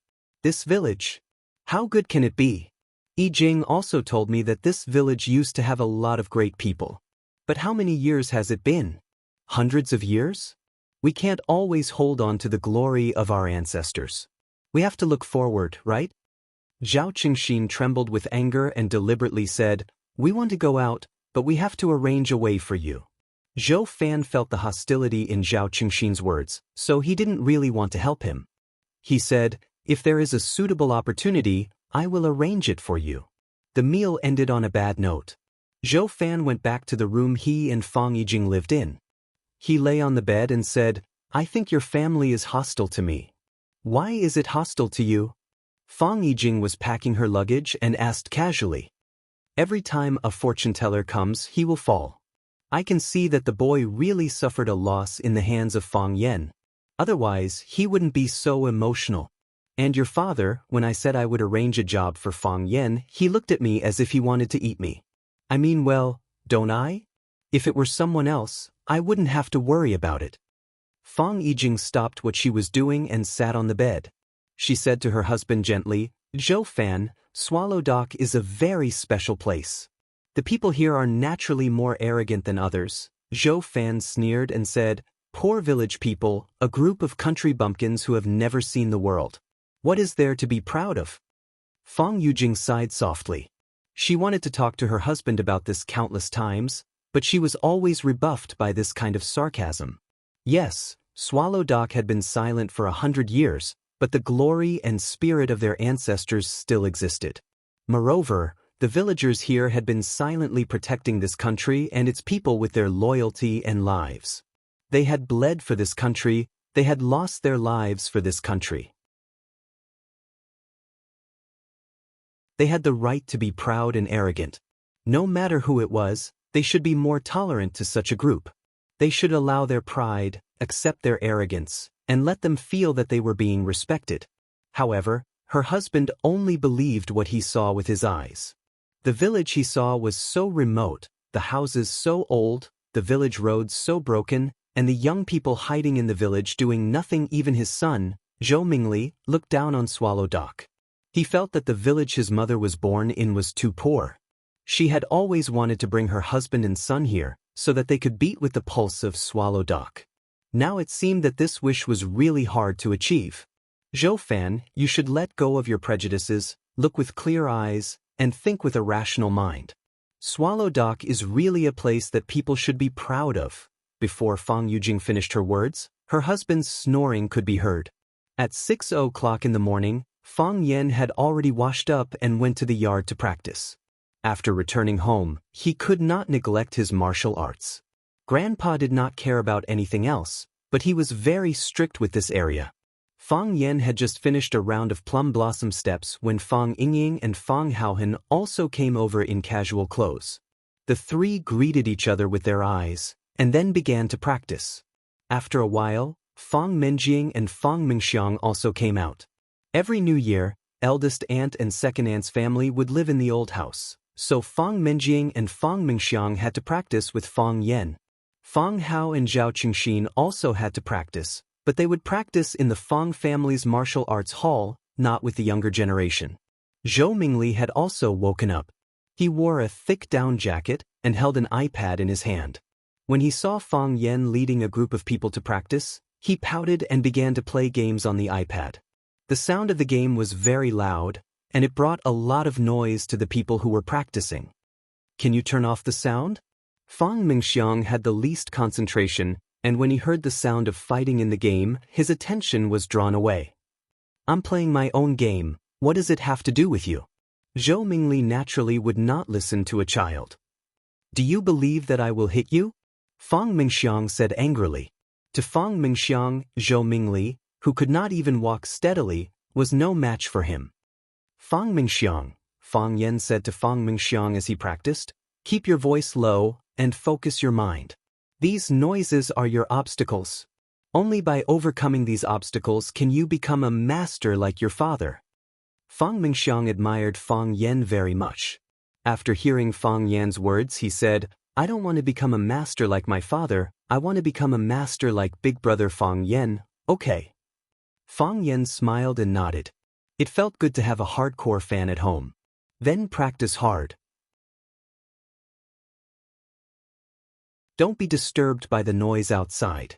Okay, I will. Fang Mingxiang closed his eyes and focused on practicing his stance. As expected, he was no longer disturbed by external forces. Zhou Mingli sneered and said, you can only fool children. Zhou Fan had drunk too much last night, so he got up late today. After washing up, he did not want to stay with the Fang family, so he got up and took a walk in the village. When he walked to the entrance of the village, he saw a row of cars driving toward the village. There were cars coming to such a remote and rundown village? When he saw the license plate number, his heart could not help but beat faster, and his face was full of disbelief. He rubbed his eyes and looked again. The cars were right, and the license plate number was right. One of the cars' license plate number was the car of his leader's leader. He had seen the leader from afar when he went to Yanjing Hotel to pay a New Year's visit to his immediate superior. Why did he come to this poor and rundown village? Could it be that the leader also came from this village? Thinking of this possibility, Zhou Fan's heart pounded fiercely. Here's my chance. Zhou Fan ran to the village behind the motorcade. He met an old man who was collecting dung. He pointed to the cars and asked, Uncle, which cars belong to which family? Which family? The old man looked up and said, to the Yi family. The third son of the Yi family is back.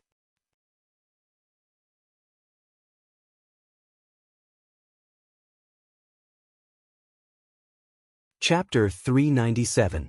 The 29th of the 12th month, also known as Little New Year's Eve. Every family held a banquet, people came and went to visit other people. And burning incense outdoors was called heavenly incense. It usually took 3 days. When Fang Yan sat in the living room chatting with his mother and aunt, Yi Fengxing came to find Fang Yan, saying that his third uncle was back and asked him to go to his house for lunch. Fang Yan glanced at his mother, Luan. Luan smiled and said, Fengxing came to invite you, just go. Anyway, your aunt won't be leaving for a while. We'll talk when you come back tonight. Fang Yan nodded and said, I'll be there soon. Yi Fengxing saw that Fang Yan had a guest, so he didn't stay any longer and said, I'll wait for you at home. Go there early, third uncle said he wants you to help pour wine at noon. There's a guest at home? Third uncle's guest. Yi Fengxing said. Yi Daoling used to be in charge of the research of Huaxia's economic system, so he naturally had to be surrounded by many big shots in the financial system. Now that he was promoted and held an important position, there would naturally be more people crowding around him. Tomorrow was New Year's Eve. No matter how busy Yi Daoling was, he would come back to have a reunion dinner with the Yi family's ancestor. It was reasonable that his subordinates received the news and came to visit Yi Daoling in advance. However, why did he ask him, a junior of the Fang family, to go there? If it was just pouring wine, Yi Fengxing could do it well. Although his image was worse than him, he was still a descendant of the Yi family, wasn't he? Yi Fengxing left, but Zhou Fan came back. He looked serious and seemed to have something on his mind. He made an excuse to ask his wife to help find a tie and pulled Fang Yijing to the room. He closed the door and whispered, "Is there a Yi family in Swallow Dock?" "There is a Yi family." Fang Yijing looked at her husband in confusion and said, "Why do you ask?"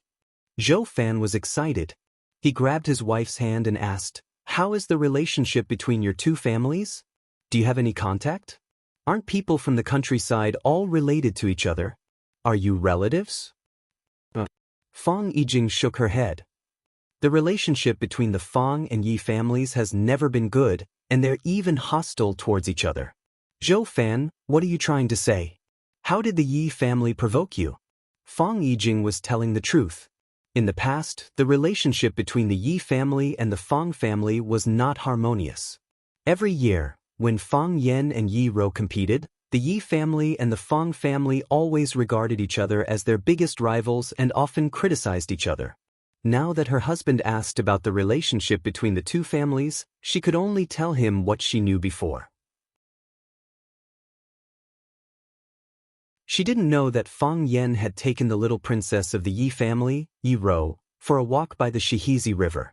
Zhou Fan could not vent his anger, so he said in a muffled voice, "Your Fang family will be killed by your own stupidity." For such a high-level leader to pay a visit to the Yi family, it proved that the Yi family must have an extraordinary existence. They both resided in Swallow Dock, yet the Fang family actually had a conflict with the Yi family. Wasn't this just seeking death?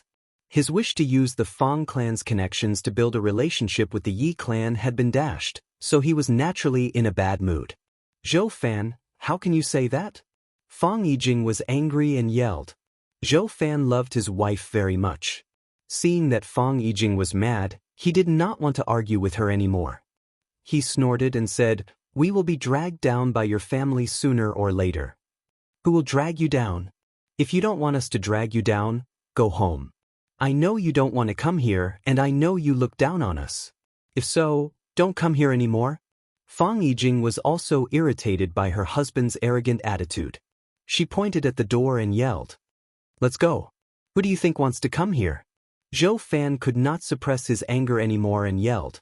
Hearing the argument in the room, Lu Wan, Fang Yisan, Fang Yiling, and the others who were chatting outside all came in. Lu Wan was the mistress of the family. She asked, "Yijing, Zhou Fan, what happened? Why are you arguing?" Fang Yijing did not want to say bad things about her husband in front of her sister-in-law. It would only embarrass her even more. Zhou Fan hated the Fang family, so he did not want to answer Lu Wan's question either. "It's the Spring Festival. What can we talk about?" Fang Yisan was the eldest sister. She walked over and held her younger sister's hand. She said, "If each of you give way, the conflict will be solved. You finally come back for the Spring Festival. Why are you quarreling? We are a family after all. Don't be a joke to outsiders, right?" Fang Yijing felt bitter, but she could not say anything. Zhou Fan felt very upset, so he went to the yard to smoke. Fang Yan stood next to the plum tree in the yard and heard the argument between Fang Yisan and Zhou Fan clearly. Seeing Zhou Fan coming out, Fang Yan said with a smile, "Uncle, do you really want the Fang family and the Yi family to be on good terms?" Zhou Fan's face froze. He lit the cigarette in his hand and took a puff. He said with a straight face, "Isn't it reasonable for neighbors to be on good terms?" "It is." Fang Yan nodded and said, "So, through my efforts, the Fang family and the Yi family are now as close as a family." "Really?" Zhou Fan was overjoyed. If what Fang Yan said was true, then wouldn't it be reasonable for him to visit the Yi family? If he could have a chance to have a meal with that leader, no, just a casual chat to let him have a deeper understanding of himself, then it would also have a profound promotion and push for his future, wouldn't it? Seeing Zhou Fan's happy expression, Fang Yan reached out and touched the thick and cold branches of the plum tree. He said, "What's that saying again? A close neighbor is better than a distant relative." I didn't have a clear understanding of this saying before. A distant relative is still a relative. How can a neighbor be better than a relative? Now, I realized that what he said made sense. Some relatives really don't treat their own family members as human beings. Zhou Fan's eyes were slightly cold, but he forcibly suppressed the hostility in his heart. He said with a smile, "I chatted with your aunt for a bit. Don't take it to heart. Who hasn't quarreled in a family? Relatives are relatives after all. If I didn't treat you as relatives, would I have taken the initiative to suggest finding a job for you last night? Do you know how many people come to me for help with their work problems every day? That's why I have to thank you for your kindness, uncle. Fang Yan nodded and said, but I have to be honest. After a night of careful consideration, I still decided to go to Huaqing to be a teacher. Because this is a job I like, and also a job that can give me more insight into life. After becoming a teacher, Fang Yan understood the importance of responsibility. After becoming a teacher, Fang Yan understood the importance of morality and rules. It was only after Fang Yan became a teacher that he realized the preciousness of writing Gaul. Civil officials were not greedy for money, and military generals did not hesitate to die. They would definitely be able to win the respect of all the countries in the world. Even a mere scholar, as long as he had a writing Gaul to protect himself, he would be able to break through the dragon's pool and tiger's den. It was also during his time as a teacher in Huaqing that Fang Yan glimpsed the spirit of writing Gaul from his grandfather, Lu Gong. That was why his Tai Chi heart, which had been silent for a long time, trembled and began to spin again. He disregarded life and death and took the risk to accept the challenge from the Thousand Leaves army, which led to another breakthrough in his Tai Chi heart. Wasn't it because his heart was cleansed and his soul was sublimated? According to Fang Yan's personality in the past, he would definitely turn around and run when he met a top expert like the Thousand Leaves army. Then he would crawl into the Yi family and never come out again. Fang Yan was grateful for his trip to Huaqing, for Rosefinch High, and for everyone he met on this trip. Of course, Jiang Junling was an exception. It was because of them that his life was so exciting and fulfilling. The Fang family also understood the significance of Rosefinch High to Fang Yan, so no one asked Fang Yan to leave. Even Fang Hui felt that his grandson had gained a lot from this trip. If he could break through the realm again, it would be a great thing for the Fang family. This was also the reason why everyone had a strange expression when Zhou Fan proposed to help Fang Yan find a job last night. Zhou Fan was like a poor millionaire. No matter how hard he tried to show off his wealth, the millionaires in the audience wouldn't give him warm applause. For the men of Swallow Dock, improving their martial arts was the most important thing. Since this is your choice, I will express my understanding and respect. Zhou Fan said with a smile. He didn't care where Fang Yan was going to work or if he had a job. You said that the Fang family and the Yi family are as close as a family? But just now your aunt said, the two families didn't get along very well? Yi Daoling, does uncle know this person? Fang Yan asked with a smile. Zhou Fan's pupils shrank and his breathing became rapid.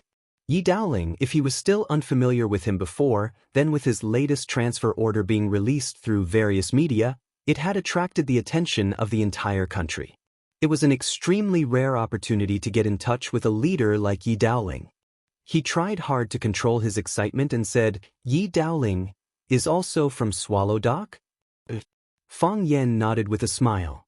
Just now, his nephew came to me and said that third uncle Yi asked me to go to their house for lunch. It is said that some guests came to their house and I have to go pour some wine. Why should I go pour wine for them? I really don't want to go. Zhou Fan opened his mouth. After a long time, he said softly, how about, I go with you. I have accumulated some experience in pouring wine. That won't do. Fang Yan refused. They didn't invite you. I don't want to invite you either. If I rashly bring you in and make the master unhappy, what about our Fang family?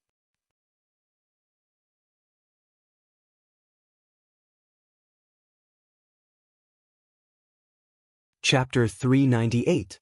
What will happen to the Fang family if you drag us down? At first glance, this sentence sounded somewhat familiar. He thought about it and remembered that it was something he said when he was arguing with his wife, Fang Yijing. Of course, what he said was, we will be dragged down by your family sooner or later. He said it as if it was a matter of course, but it was filled with anger and resentment. Why did it sound so ear-piercing, like he was mocking him? Zhou Fan understood that Fang Yan was taking revenge. He had heard what she had said just now, and then returned the favor.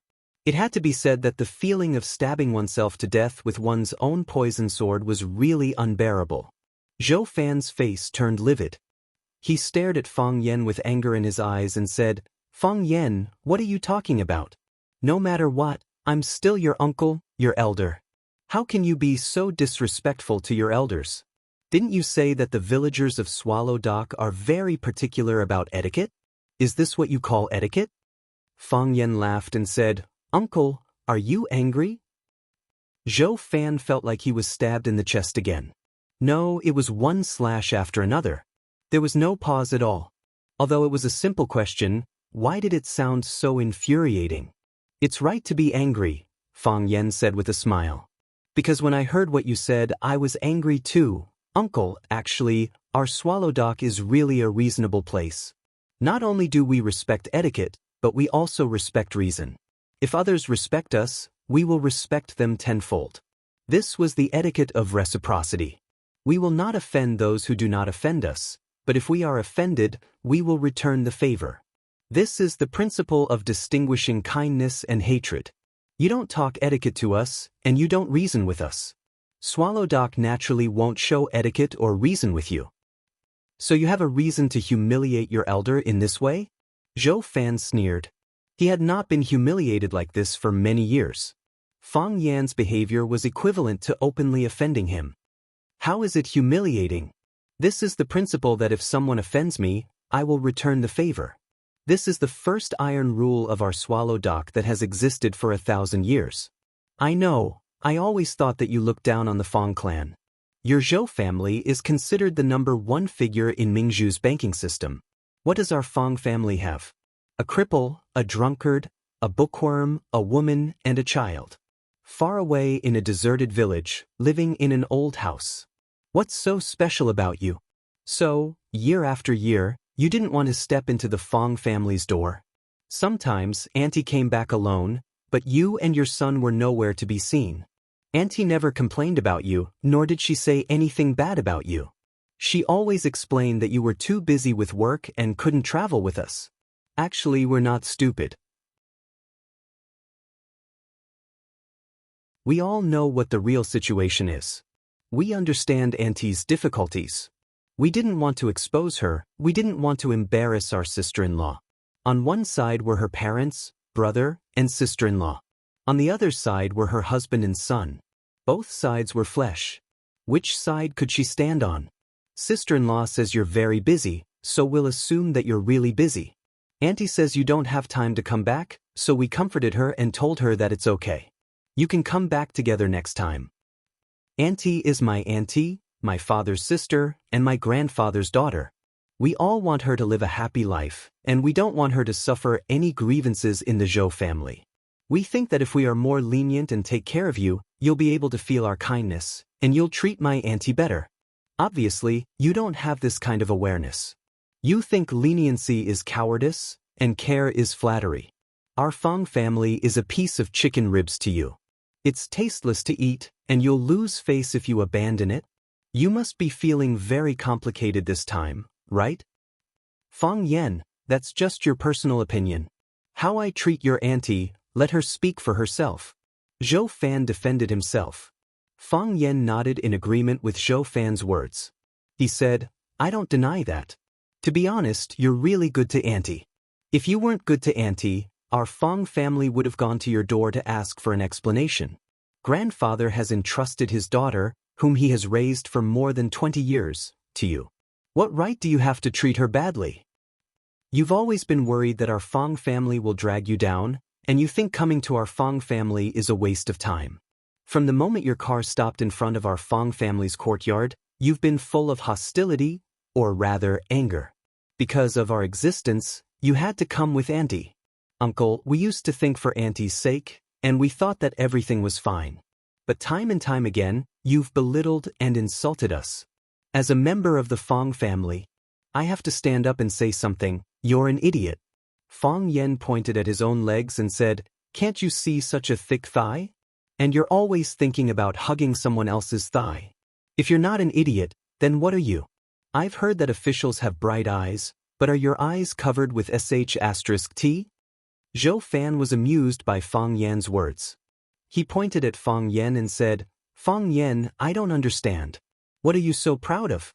Just because your Fang family has a good relationship with the Yi family? Just because the Yi family asked you to help pour wine?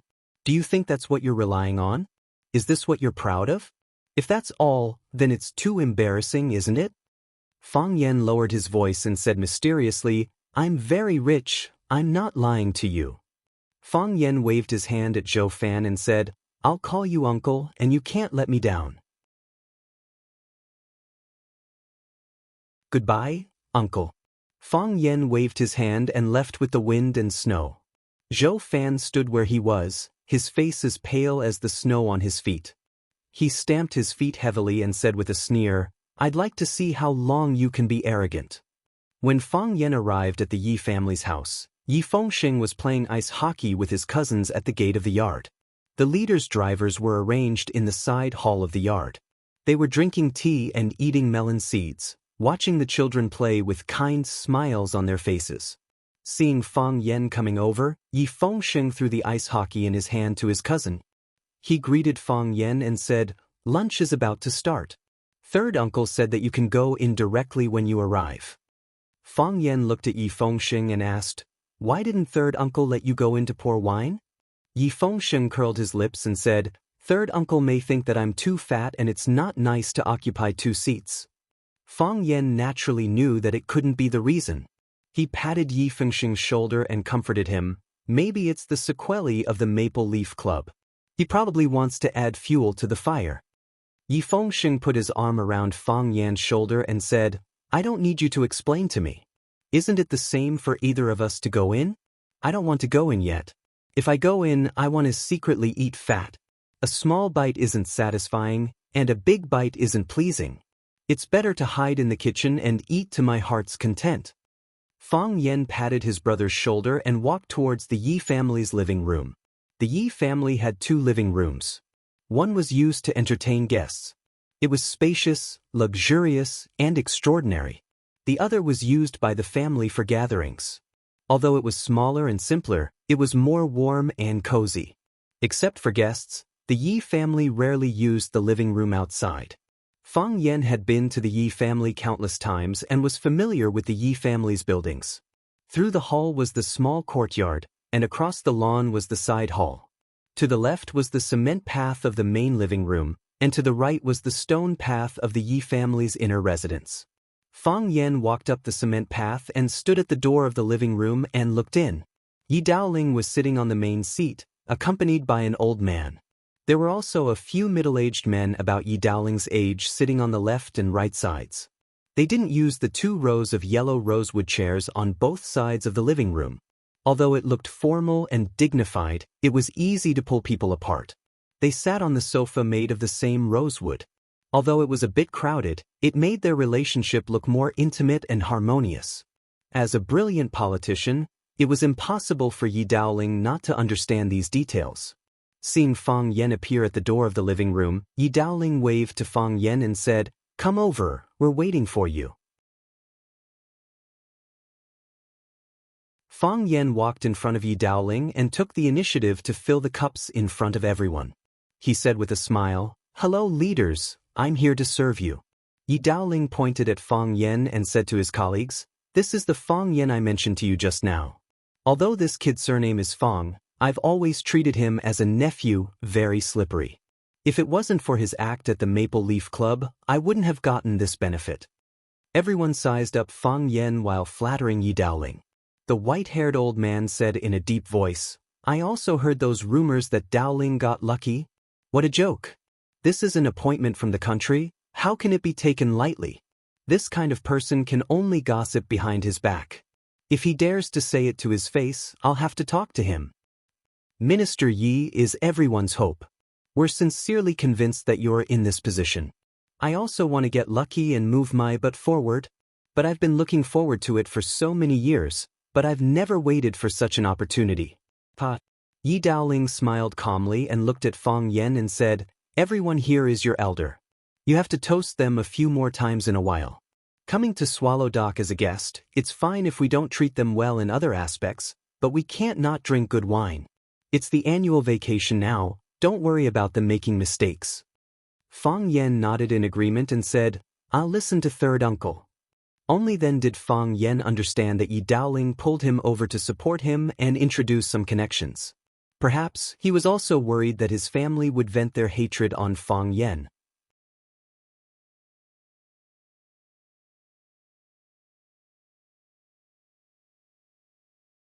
Chapter 399. Fang Yan forced Mr. Gong to push Yi Daoling behind his back. Whether it was intentional or not, it allowed him to occupy that important position. It wasn't an exaggeration to say that Fang Yan owed Yi Daoling a favor. When Yi Daoling was entertaining his subordinates at home, he let Fang Yan, this junior, pour wine at the table. He also had the intention to help him increase his reputation and network. The Jiang family lost this important city, so they naturally had hatred in their hearts. If they imposed their hatred on Fang Yan alone, Fang Yan's situation would be very dangerous. However, Yi Daoling was now in a high position of power. Even if he couldn't compete with the Jiang family couldn't do anything to him. He stood up and said that Fang Yan was his nephew. The things that Fang Yan did were all because of him. When these words reached the ears of the people in Yanjing City, they would naturally help Fang Yan share some of the gunfire. Moreover, there was an implicit meaning of protection.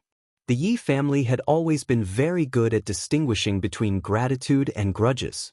Sure enough, because of Yi Daoling's strong recommendation, and he had changed the topic to Fang Yan several times, how could the few people present not understand the meaning of this leader? They drank and chatted with Fang Yan. When they were 30% pretending to be drunk, exchanging phone numbers with each other was the proper meaning. After the lunch banquet ended, the guests from afar were all drunk by Fang Yan and Yi Daoling. Their alcohol tolerance was not bad, but compared to Fang Yan and Yi Daoling, this kind of abnormal guy who drank knives like water since childhood, it was not worth mentioning. Their driver played a role at this time, supporting the leader to the parking lot at the entrance of Swallow Dock. The parking lot was actually a rice field used by the villagers to harvest grain during the busy farming season. Now that the grain was collected, there was nothing on the rice field except for a few haystacks. It was wide and flat, a natural parking lot. The drivers all felt strange. The car could obviously drive directly to the Yi family's door, so why did the leader let them get off at that parking lot? Of course, no one would be stupid enough to ask the leader for the reason. It was just that it was more difficult to support the leader now.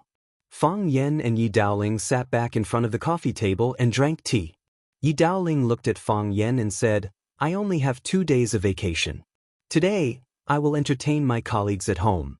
Tomorrow, I will have a reunion dinner at home.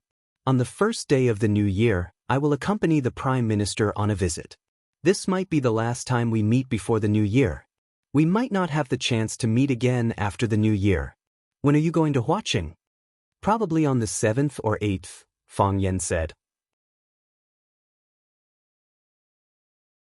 I have to make some preparations before the students start school. Originally, I wanted to arrange a new job for you after the new year, or bring you to work by my side.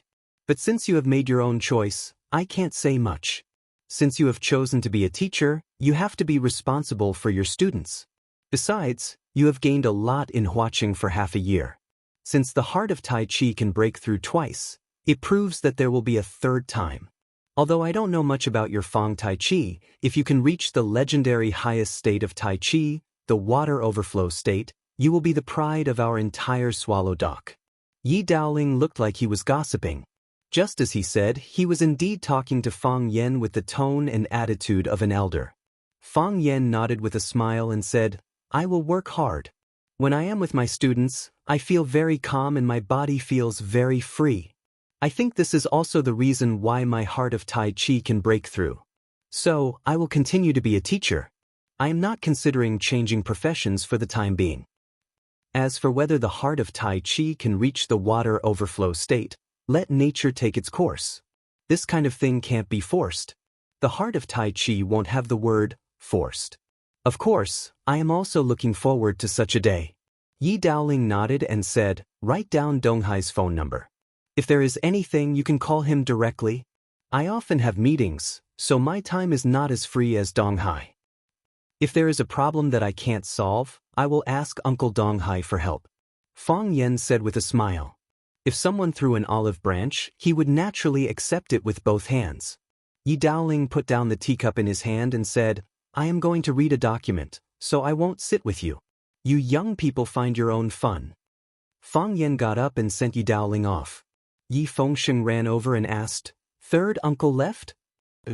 Fang Yen said, Did you speak up for me? Let him let me out after the new year? No. Fang Yen said. Why not? Because I think he will definitely not agree. The Yi family hopes that you can focus on martial arts, so they naturally don't want you to go out and be distracted by other things. Fang Yen said. After a pause, he whispered to Yi Fengsheng, If you really want to go out, then go out. Yi Fengsheng stared at Fang Yen with wide eyes and said, You want me to run away like you? We are not running away, we are just going out to find inspiration. Fang Yen said, Look, I went out and broke through the heart of Tai Chi. Maybe if you go out, your white tiger fist can also enter the upper stage of Peri-Celestial. It is also possible to directly become a tiger. Yi Fengsheng nodded and said, Let's go, I will take you to a place. To where? You will know when you come. Yi Fengsheng said. Fang Yen looked at him warily and said, You will not harm me, right? How is that possible? You are my brother. I will harm anyone but you. Yi Fengsheng said angrily. Thus, Fang Yen was hugged by Yi Fengsheng's fat arm and walked towards the backyard of the Yi family. When they reached the entrance of the bamboo garden, Yi Fengsheng suddenly held his stomach and said, My stomach is not feeling well, I need to go to the toilet. You go to the bamboo pavilion, my sister wants to talk to you. Before Fang Yen could object, Yi Fengsheng had already turned around and ran away. Do you think I am an idiot? Fang Yen sneered. Why would Yi Ro talk to me?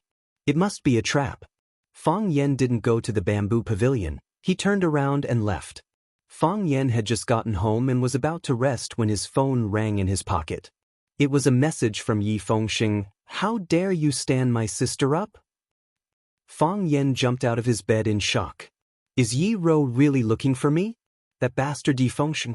Why is he not lying all of a sudden? Zhou Fan was in a bad mood. He wanted to drive back to Yanjing immediately and buy a ticket to Mingzhu to spend the Spring Festival with his parents and family. But if he left now, he would lose face and his relationship with his wife would worsen. He hated Fang Yen and the Fang family to the core. Since he didn't want to stay with the Fang family, he wandered around the village by himself. He had to admit that the winter in the north was really charming. Although Swallow Dock was in a remote location, the scenery was quite good. Both the ice river in Shihizi and the ice mountain in Little Green Mountain were beautiful. Zhou Fan walked along the shore of Shihizi and planned to go to the foot of Little Green Mountain to have a closer look.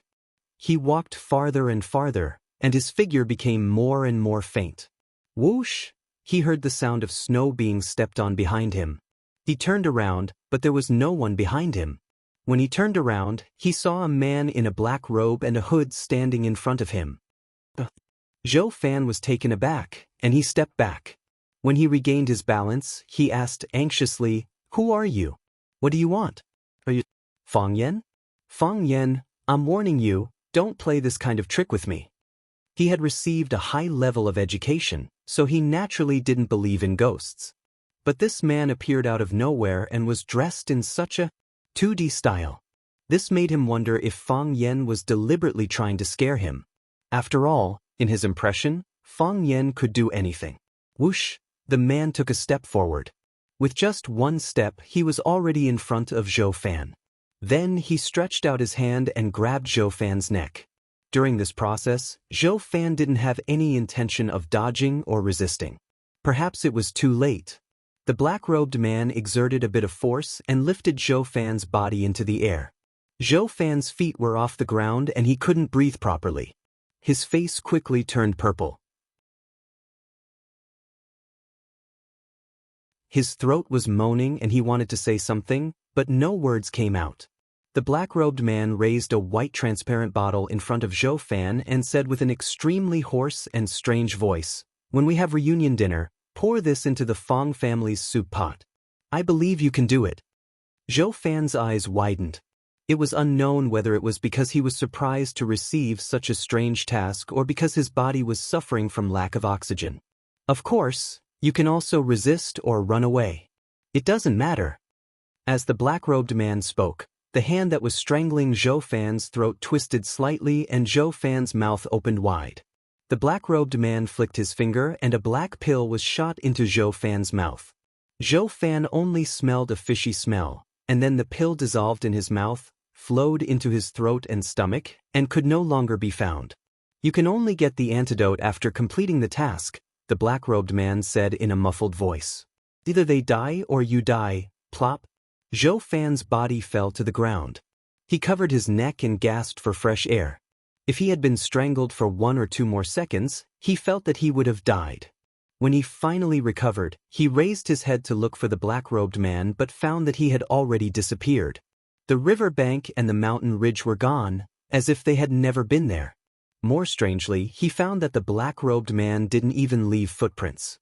There was only a trail of footprints on the snow. Zhou Fan's body tensed up and his hair stood on end. He was extremely frightened.